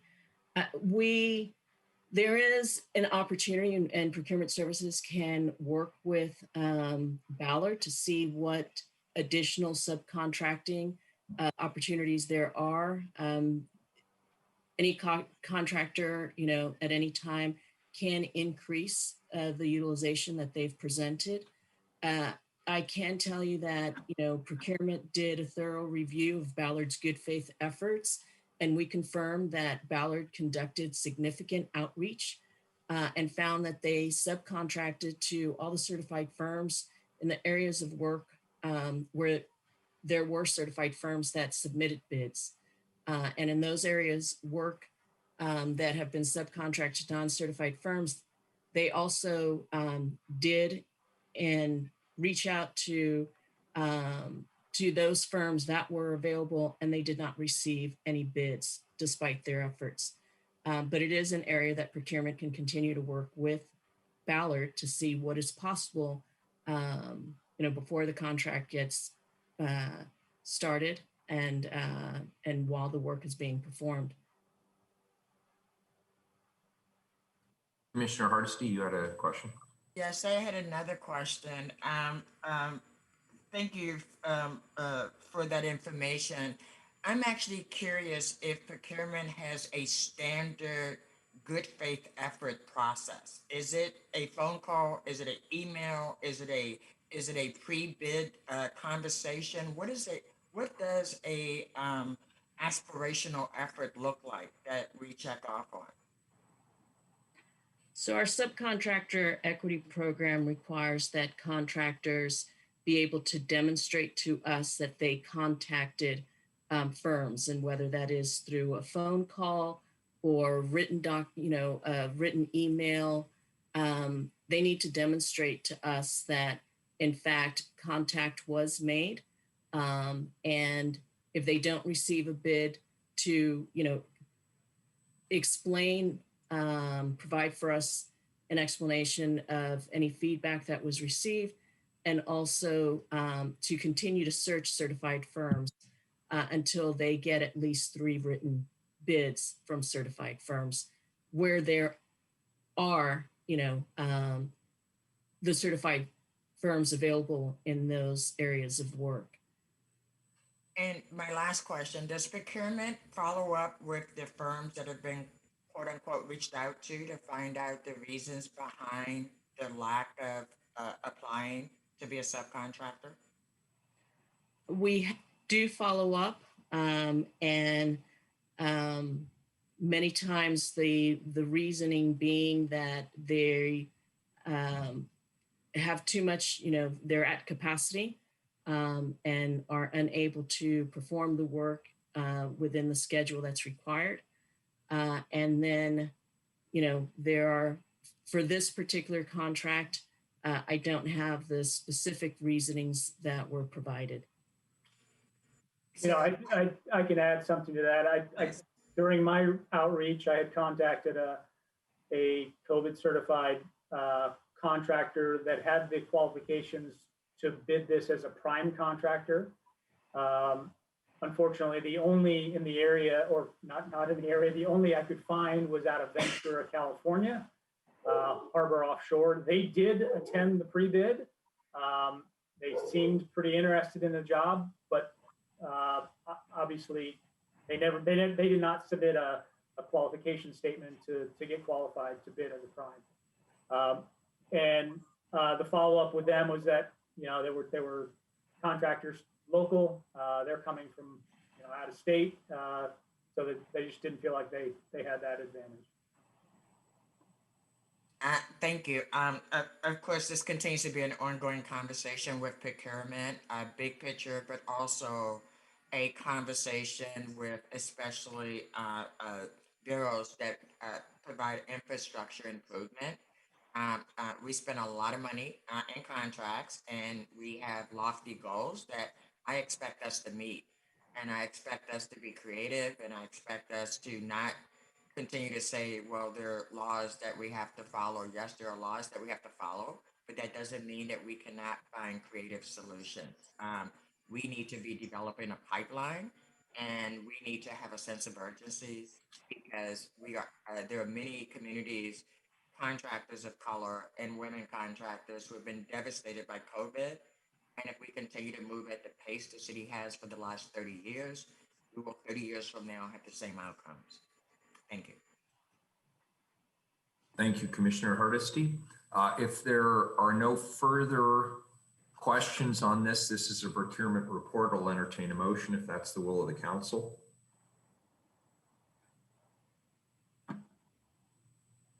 I move that we vote on this. I'll second the report. So we have a motion from Commissioner Mapps. I'm seconding. Any further discussion? Commissioner Hardesty?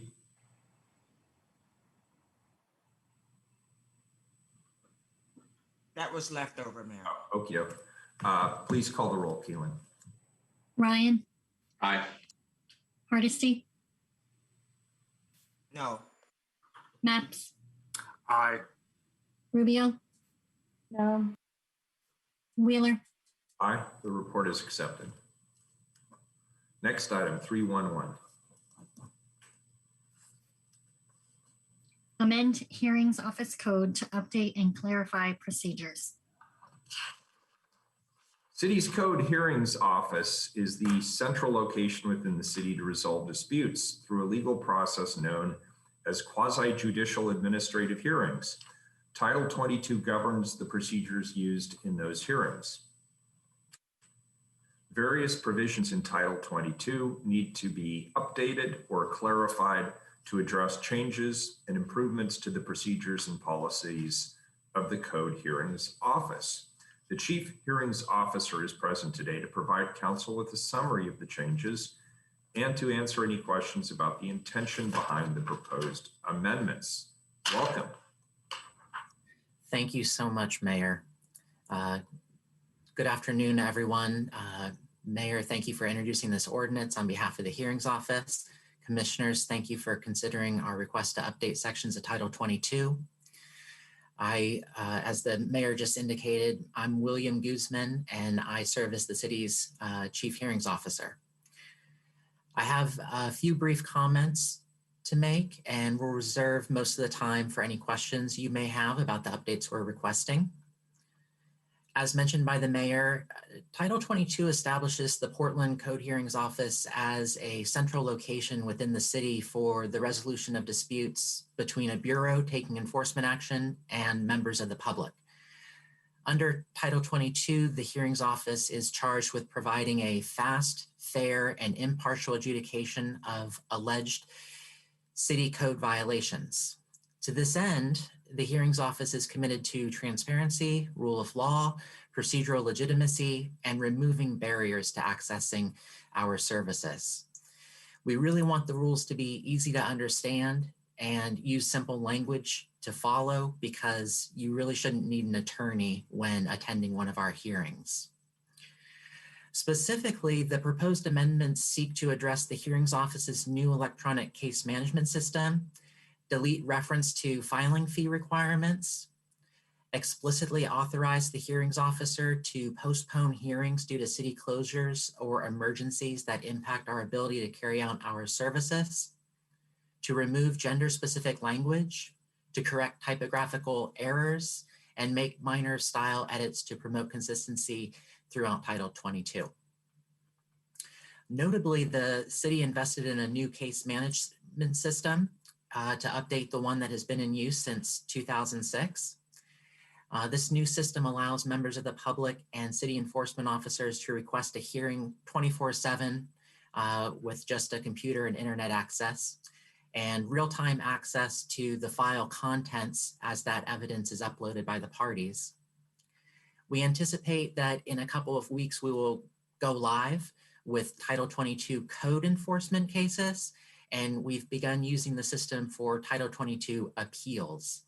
I think it's important to note that although we're moving into an electronic format, we are continuing to accept hard copies of evidence and hearing requests for anyone who doesn't have access to a computer and internet. That's all I have. Thank you for your time. And of course, I'm available to answer any questions or concerns about the proposed updates. Thank you. Colleagues, any questions? Keelan, do we have any public testimony on this item? No one is on the call for this item. All right, thank you, William. That was very clear and straightforward on this largely technical matter. Please call the roll. This is an emergency ordinance. Ryan, Thank you, William. Great report. I vote aye. Hardesty, Thank you, William. Aye. Maps, Aye. Rubio, Aye. Wheeler. Aye, the ordinance is adopted. Thanks, William. 312, please. Authorize Bureau of Transportation to acquire certain temporary rights necessary for construction of the Safe Routes to School Signalized Crossings and Street Lighting Project through the exercise of the city's eminent domain authority. Commissioner Hardesty. Thank you, Mayor. We have before us an ordinance that will allow Portland Bureau of Transportation to temporarily use certain pieces of private property as they construct important crossings and safety improvements for multiple Safe Routes to School projects this construction season. These are highly supported improvements to the community, and the vast majority of projects this season are in underserved parts of the city, most east of 82nd. Property owners have been notified of these temporary needs and council action today. Marty Maloney is here from PBAT to quickly explain what's needed and answer any questions the council may have. Marty? Morning, Mayor and Commissioners. At this point, I'll have David Backus, the project manager, kind of give you a brief overview of the project, and then I'll follow up on the right-of-way specific needs for the project. All right, thank you, Mayor and Commissioners. Is my screen share working over here? Yes.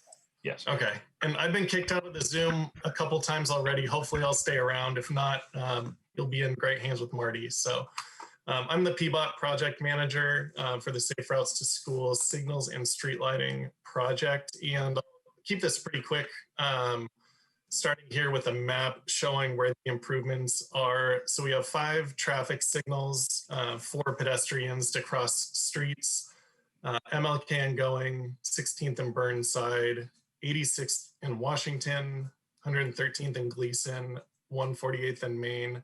And also part of this project is street lighting infill on Gleason from 82nd to 162nd. So a big stretch of Gleason there.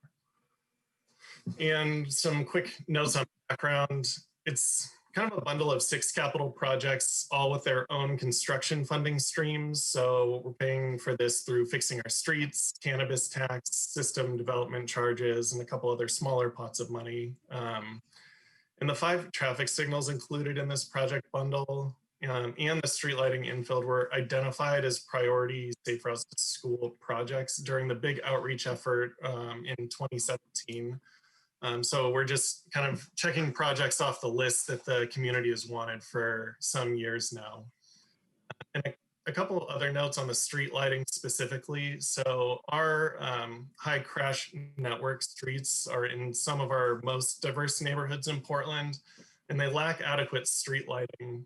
And further public engagement work and surveys with the community found that Portlanders of color especially feel less safe walking on poorly lit streets. So these are really important projects for our diverse community here in Portland.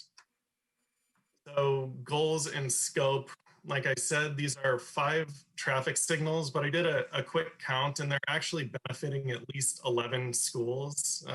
The way that the signals are placed, you know, there are multiple schools in some areas. So it's great to be able to serve multiple locations with a single traffic signal that, you know, a pedestrian can go up, hit the button, traffic stops, cross the street, instead of today where you have to do a little bit more of a risky crossing in some of the areas. And then on Gleason, we're adding 150 new streetlights Many of them are replacing older dimmer lights, but we're also adding, it's a net increase overall of traffic lights. And what we're doing is providing more uniform lighting to illuminate both sides of the street and to reduce the kind of bright spots and then dark spots along the corridors so that pedestrians, people biking and driving, everybody is going to be better illuminated with the new lighting. And we're doing extra lighting also at the crossings, mid-block and intersection crossings. So people waiting to cross the street will be better lit also. And I'll turn that over to Marty for right-of-way here.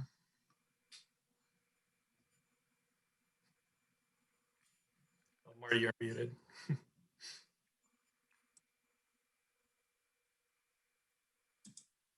Sorry about that.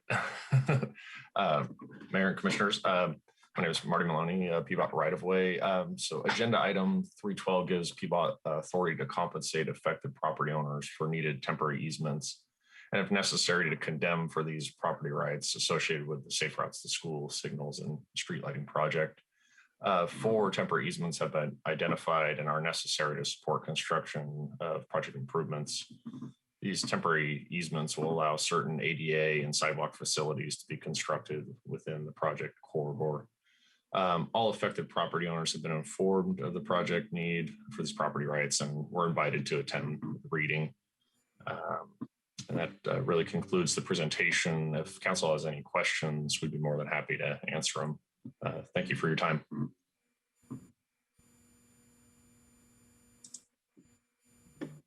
Thank you. Colleagues, any questions? Commissioner Ryan. Yes, thank you. Thank you, David and Marty. That was a great presentation. I was tracking the PBOT's Vision Zero campaign, and I'm wondering if there was, if that inspired some of this action, looking at that data to get better results. Yeah, I can speak to that a little bit. Our Vision Zero work is driving many of our capital projects. So it's a good example on Gleason, the street lighting infill, where we have a higher proportion of pedestrian injuries on that type of street. I don't believe all of the signals are on high crash streets as part of this bundle, but we do have some overlap with some of the signals, some of those locations. Thank you, David. You were breaking up just a little. That was partly why I smiled, because I was missing a few of the words. But I just hope that we continue to connect the dots between this type of action and with how we want to move the needle. And I'm really, my lived experience of going to many, many meetings out in that area at 7:30 a.m., especially in the winter, it's so needed for the school children to have better crossings. So it seems like it's targeted very well to improve the metrics on the Vision Zero campaign. So I just wanted to amplify that at this time for the record. Thanks. Thank you, Commissioner Ryan. Seeing no questions, do we have any public testimony on this item? No one is on the call for this item. All right, very good. This is an emergency ordinance. Please call the roll. Ryan. Aye. Hardesty. I want to take a moment to really appreciate PBOT staff and prioritizing these areas where people are dying on our streets due to a lack of lighting, transportation infrastructure, and automobiles going too darn fast. We are taking a multi-pronged approach, and what we're voting on today actually helps us continue to live up to the promises made by Vision Zero. And I just want to say thank you. I vote aye. Maps. Aye. Rubio. Aye. Wheeler. Aye. The ordinance is adopted. Thank you very much for a good presentation. Item 313, a second reading, please. Assess benefited properties for street, sidewalk, and stormwater improvements in the Northeast 27th Avenue and Holland Street Local Improvement District. Colleagues, this is a second reading. We've heard a presentation and there's been opportunity for public testimony. Any further discussion? Seeing none, please call the roll. Ryan, Aye. Hardesty, Sorry, aye. Maps, Aye. Rubio, Aye. Wheeler, Aye. The ordinance is adopted. Thank you, Andrew. 314, please, also a second reading. vacate portions of Northeast 27th Avenue and Northeast Holland Street south of Northeast Columbia Boulevard, subject to certain conditions and reservations. Any further discussion on this item? Seeing none, please call the roll. Ryan, Thank you, Peabody and McInnes Investments, for working together to have this be a reciprocal agreement. I vote aye. Hardesty, Aye. Maps, Aye. Rubio, Aye. Wheeler, Aye. The ordinance is adopted. 315. authorize intergovernmental agreement with Portland State University Homelessness and Research Action Collaborative for program evaluation of Portland street response in the amount of $213,426. Commissioner Hardesty. Thank you, Mayor. I'm going to turn it over to my totally able staff person, Kristen Johnson, to lead this agenda item. Kristen? Thank you, Commissioner. Good morning, Mayor and Commissioners. My name is Kristen Johnson, and I'm Commissioner Hardesty's Financial Policy Advisor, and I've been working on Portland Street Response since 2019. Today, I come before you to present an intergovernmental agreement between Portland Fire and Rescue and the Portland State University Homelessness Research and Action Collaborative, the amount of $213,426 for evaluation services of Portland Street Response. In February of this year, Portland Street Response started taking 911 calls in the Lens neighborhood, and a second team will be starting this August. Program evaluation will be integral to ensuring that the program is both successful and transparent to our community. PSU's Homelessness and Research Action Collaborative was one instrumental group in our original stakeholder process in 2019. At that time, they participated in the community engagement work group alongside other community members and groups to conduct in-person surveys with individuals from our houseless community. Collectively, this work culminated in a report created by PSU called Believe Our Stories and Listen, and helped ensure that the houseless community was centered in the creation of the Portland Street Response pilot. Now, Portland Fire and Rescue would like to establish a partnership with the Homelessness and Research Action Collaborative for a program evaluation. The work plan of this agreement before you today is robust and includes the following: finalizing metrics and markers of program success, creating data collection tools and gathering protocols, collaboration between PSU and the Street Roots Ambassador Program to conduct 2 to 4 rounds of surveys of unhoused individuals, ongoing collection of information from Portland Street Response staff about how the program is operating, including lessons learned from their experiences in the field and additional resources or support they may need to do their jobs effectively. Participation in weekly Portland Street Response check-in meetings, quarterly focus groups and/or individual interviews with Portland Street Response staff, quarterly administration of the professional quality of life scale to gauge job satisfaction, support, and compassion fatigue within the Portland Street Response staff and other fire staff, interviews with fire staff at Station 11 and police staff at East Precinct to assess their experiences with the program, surveys, interviews, and/or focus groups with several organizations such as businesses, neighborhood associations, and service providers to gain feedback about their experiences with the program, tracking and analysis of social media and web content about Portland Street Response to better understand the community members' experiences with and general attitudes towards the program, targeted surveys and interviews in areas with the highest volume of calls responded to by Portland Street Response, and provision of regular updates to partners of the Homelessness Research and Action Collaborative's data analysis as applied through an equity lens and with performance reports. And so this agreement also includes 2 reports that will come to council. The first one will come after 6 months later this fall, and a second report will come after 12 months next spring. The agreement total of $213,426 is for both the base funding of this agreement to cover the scope of work I just mentioned at $170,741.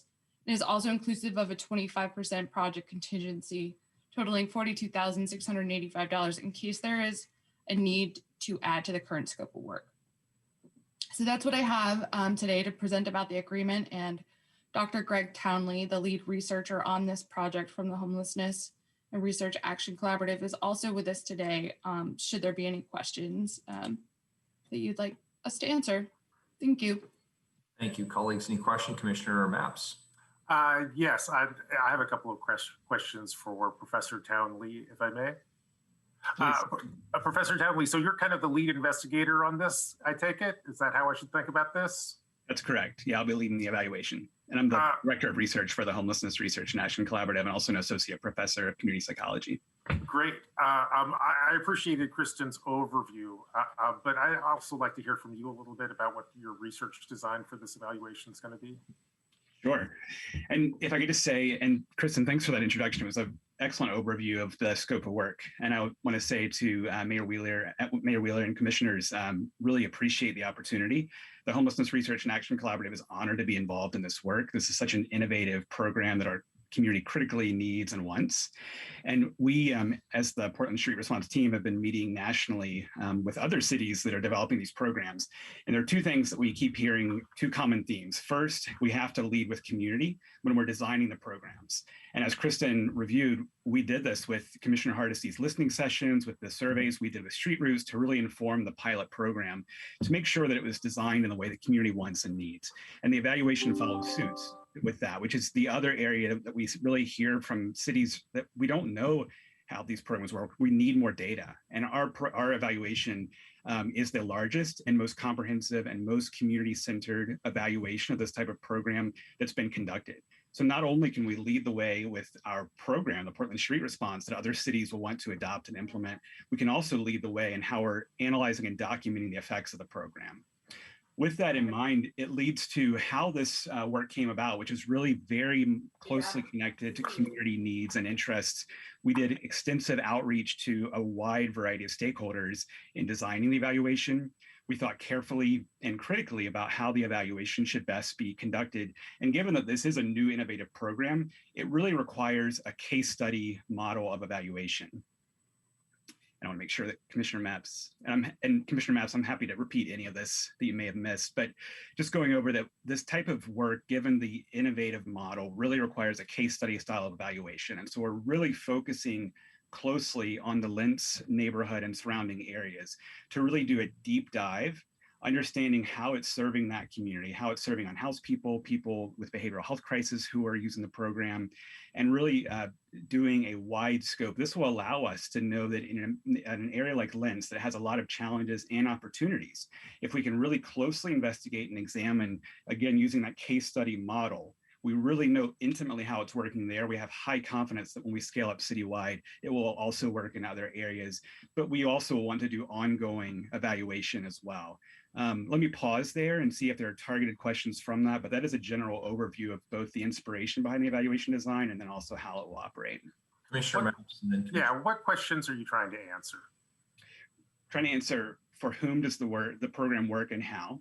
Trying to answer, let me pull up my notes here. We've really been informed by a variety of outcome goals. We want to see reduction in the number of calls that police respond to where no crime is being committed. Reduction in the number of people who are transported to the emergency room for less severe medical related issues that could be addressed in community settings. Reduction in the number of behavioral health and less severe medical calls traditionally responded to by police and fire. And importantly, also how the community is serving, how the program is serving community, both how community members are satisfied and feel supported by the program, and most importantly, people who are most impacted by the program, how they're being served, and what are their levels of satisfaction with that. So those are 5 core questions, but within that, we also have a lot of other data points that we're closely tracking around call volume, response time. What are the services that people are being provided? Where are the gaps? I think that's a critically important question. Or what are the gaps in our city's system of care that mean that when there's a response, we're not able to provide direct housing for the client, or we're not able to provide direct services? That is critical information to know how we can best fill those gaps as the program scales up. How much data do you need to evaluate these programs?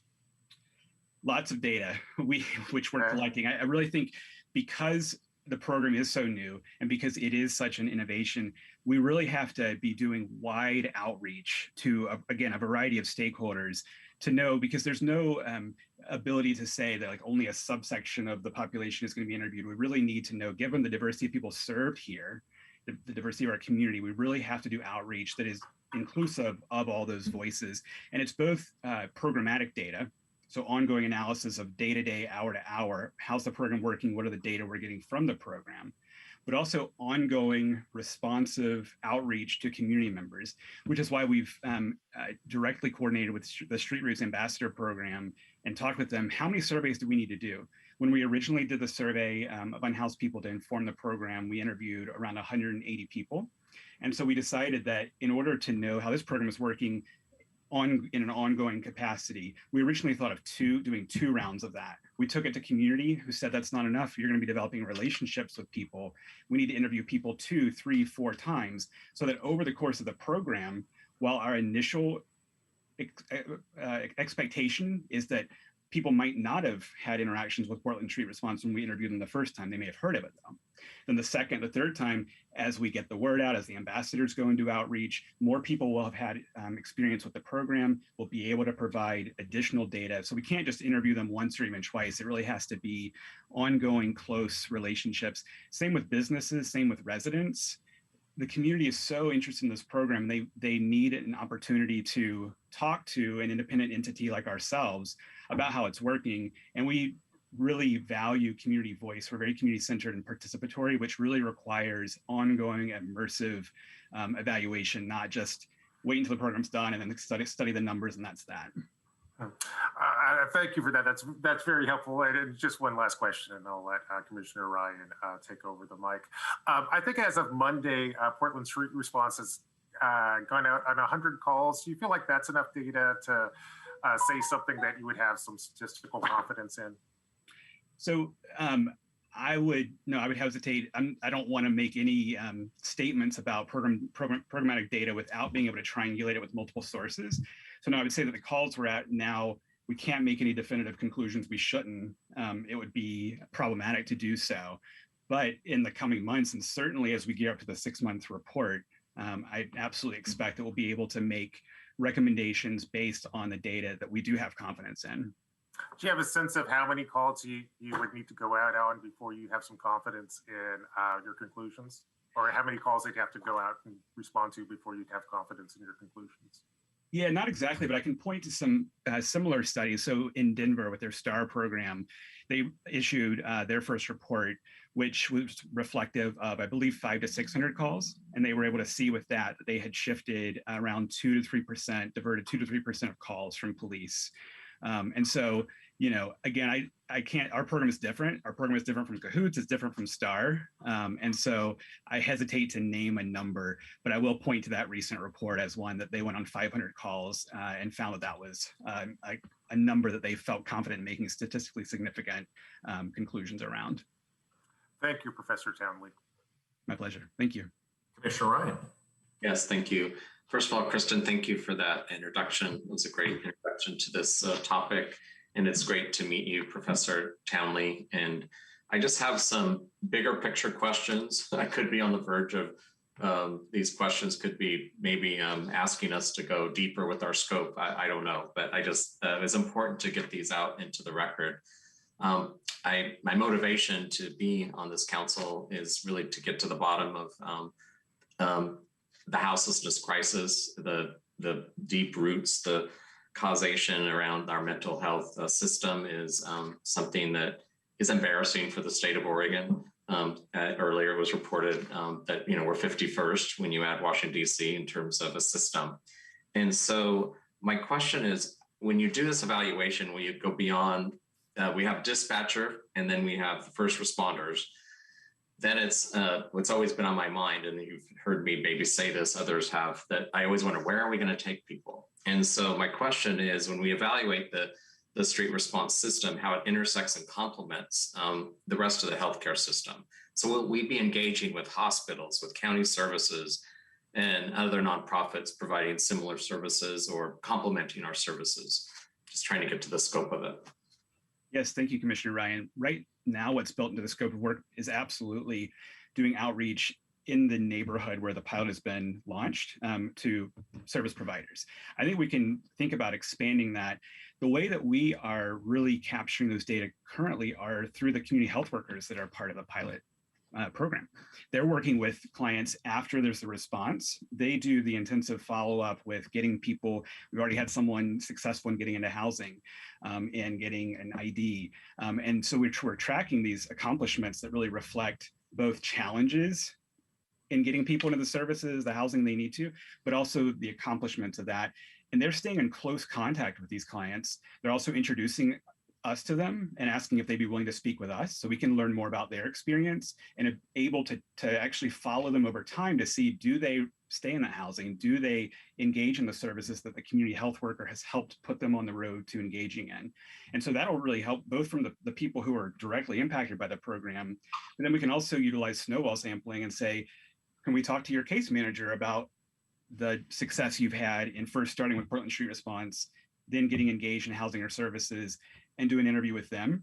And given that we have contingency funds, if we do need to use some of those for more immersive interviews with systems of care, you mentioned hospitals, other service providers, I absolutely think that's within the scope of work that we would absolutely be happy to do. And that's also important for recognizing where the gaps are and how this program is intersecting with those. Thank you. Commissioner, if I may, we're also tracking if there's a situation where we're not able to bring a person somewhere or connect them with their service, we're tracking barriers to, we all sort of intuit, and we've heard from service providers that there's not enough stuff out there to help people. But we're going to be tracking those barriers or that lack of service provision or things so that we can kind of quantify that a little better too.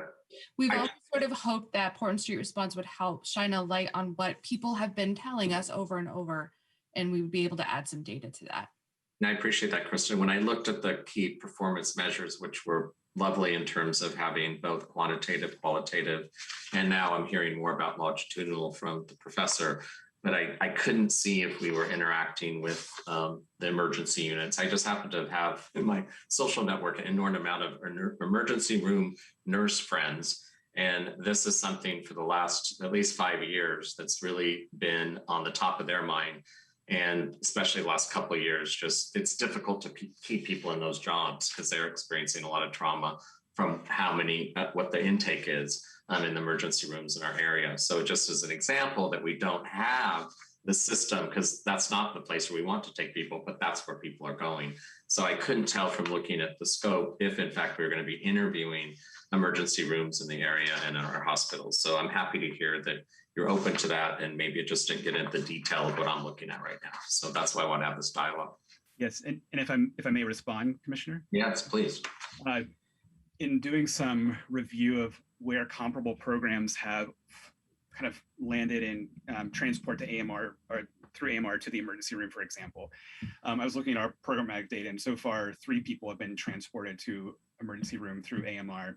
Other programs that are ones that typically co-respond with police or that use like a crisis intervention treatment model, they actually report closer to like 30% of transport. So our numbers there are pretty low so far, which I think is a good thing. I mean, we're helping people in the field, and we know that it's very costly and can be traumatizing for people to have to use those intensive services when they may not need them to. And so again, I hesitate. I don't want that stated as like early finding of the program, but I do think I want to list that as an example of how we're tracking that, and that we're able to also assign a dollar value to what an emergency room visit costs and determine if our program is actually reducing costs to the system of care. But again, I want to do a lot more analysis of that, but to give you a little bit of a way of how we're looking at our data in comparison to similar programs and what they found. Well, this is obviously a complex problem. It'll take a lot of complex solutions, but I find sometimes we don't spend enough time on the front end having dialogue like this to make sure that we're covering the extensiveness of this complexity. I'll just end with a comment that I hope you'll find helpful. I worked hard on introducing a group called Community Solutions to the Joint Office. They're known nationally for their work on data collection on houselessness community, and they're now working with the Joint Office. So I think the intersection and the data fields that you'll be able to get from the Joint Office will keep improving, hopefully. Thank you. Commissioner Hardesty. Thank you, Mayor. And thank you, Greg and Kristen, for that presentation. Kristen, I just wanted you to talk about how we're looking for financial support for Portland Street Response and the avenues that we're exploring. Yeah, thank you, Commissioner. I'm keeping track of legislation and shout out to our awesome, helpful friends in the Office of Government Relations, keeping track of federal legislation like the Cahoots bill and some state legislation with Representative Sanchez and others. We know that there are both federal and state movements to bring programs like Cahoots and those that work for their communities up around not only the state of Oregon, but around the country. And so we are very optimistic that as we unfold Portland Street Response, after what we believe is a critical initial investment by the city, we will be able to bill for Medicaid. We will be able to apply for state grants. And as we build out a more robust medical side to Portland Street Response, as we're doing incrementally through the pilot already, we might be able to partner with some community care organizations because we do believe that we will be instrumental in helping people get the treatment they need in the field. That is, not necessary to go to the emergency department, but we know that people do because that's the only place they can be seen. So we are quite confident that we will find revenue sources from these other places in the future. Thank you. That's excellent. I have a question for the professor. So I think what you'll find is this council is uniformly supportive of the concept that we're currently testing in the pilot program. We all agree that the police are being sent to interventions that they should not be sent to. Many of us went down and we evaluated the Cahoots model. We were impressed with it enough that we decided to put together this pilot and evaluate it. My question is one about whether we are testing alternatives to the model that we currently have in place. And you mentioned, Professor, that this is different than the Cahoots model. We've chosen a different delivery mechanism. And my question is, if we're really testing this, shouldn't we have more than one delivery model that we're comparing it to? Like what if we compared it to the Cahoots model or established as part of an expanded pilot program, an alternative model that's more similar to Cahoots rather than what we've chosen? Because otherwise, aren't we just limited to a binary choice that either yes, it works or no, it doesn't work?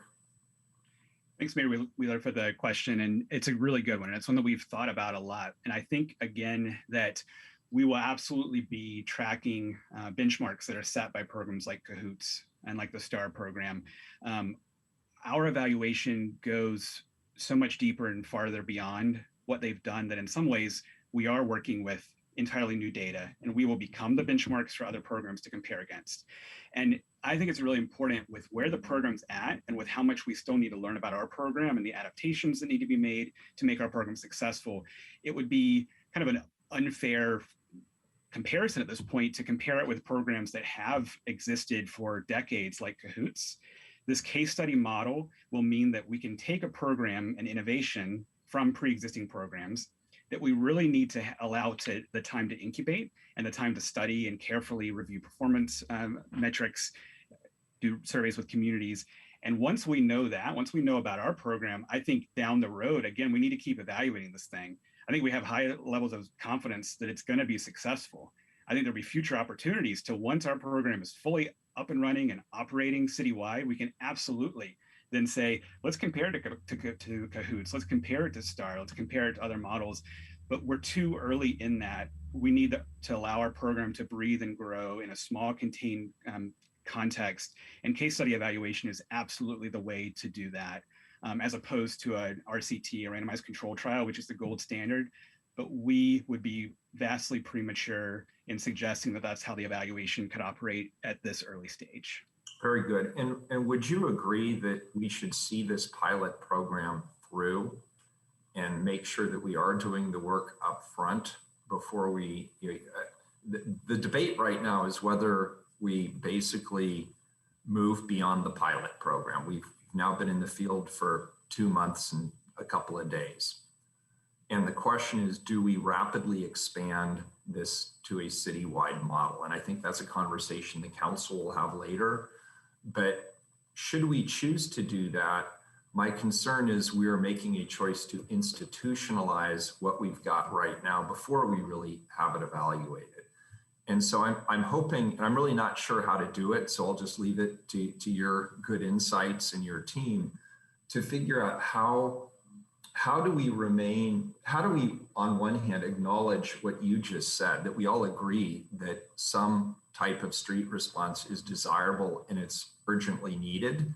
On the other hand, we don't want to institutionalize the wrong model and find that we've cemented something that really wasn't either the most cost effective or from a service delivery perspective necessarily the best mix of services in the field. And I'm hoping there's something you can do as part of this study to stew over that a bit and think about it and help this council rationalize that real tension between those two interests.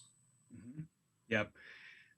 I've always appreciated the fact that Commissioner Hardesty and others have been supportive of the program being given the time it needs to grow, which is the 1-year pilot, which I'm absolutely in agreement with that we need to do. With that said, I think it's always been the case that the evaluation is not, will the program work? We have high confidence that it'll work. It's what we need to do to refine and to adapt and to tailor it to meet the needs of this community and be able to have it scaled up citywide. That's always been the ultimate goal, and the way that we've been framing the evaluation, that at the end of the year, we are confident that it will be able to be scaled up, and the 6-month report will be extremely illuminative to that and to giving us the data we need to have confidence that it's ready to go and that we have time then to continue scaling up. But yes, it needs time to grow. I think that that's intimately important to have the 1-year pilot, but I do think that we are being positioned to be able to have it launch citywide on schedule as we planned. What could I expect, just so I don't get my hopes up too high or aim too low? What do we expect to know at the 6-month period? That's my last question. Just, can you give us some sense of what you think we'll hear? Sure. Just in terms of, what level of confidence can we have in 6 months? Will we be largely confident or somewhat confident? Where do we think we'll be? Yes, we believe that we'll be largely confident about the numbers of calls we're going on, the types of calls, the ability to transport people to other services, where the gaps are, how community feels about the program, what community has recommended we do to refine the program, the numbers of teams we would need to have to match the numbers that we're serving in a small area of the city. And so I think, again, we'll have a lot more to learn as we bring on a second team and as we can continue to consider staffing composition, staffing structures, time of day that people are working. We'll still have work to do, but we'll have time to get there with the initial data that we'll have available at that 6-month part. I'm really excited about this, and I want to thank Commissioner Hardesty and her office for bringing this engagement forward. I think this is the way to go, and I really appreciate your interest and your obvious enthusiasm for this project. So thank you for that. Thanks so much. It's a pleasure and an honor. If there are no other questions, do we have public testimony on this item? No one is on the call for this item. All right, this is an emergency ordinance. Please call the roll. Ryan. Aye. Hardesty. Thank you so much, Kristen, for all your work. Thank you very much, Greg. And for my newer colleagues, Greg has been with us from the beginning, even when we were planning on what it could possibly be. I've been so grateful for this partnership with Portland State University, and it has served us well up until this point, and will continue to do so, I know. I am happy to vote aye. Maps. Aye. Rubio. Thank you, Kristen and Dr. Townley, and also the staff at PSR for all their thoughtful work on this project. Really glad to hear more about how this partnership will further inform the direction of the project, and I look forward to hearing updates and progress. I vote aye. Wheeler. Happy to support. I vote aye. The ordinance is adopted. Commissioner Hardesty, the only item left, and I have a thought on it. It's the fire truck one. Would it be of material concern if we delayed that for 1 week and then I will get all of my questions answered? Not at all, Mayor. And in fact, I was going to recommend I take it back to my office and make sure that I circle the quote unquote building to see if there are any additional questions that we can be answered. Yeah, even next week, I think would be fine. I just need a little more time, and I'm grateful that you're willing to give me a little more space on that. Absolutely. So, you're pulling that back to your office, and we'll reschedule that for next week, Keelan. Okay, thank you, Mayor. Very good. Awesome. Okay, then with that, we have completed our agenda for this morning. Thank you, everybody. We are adjourned.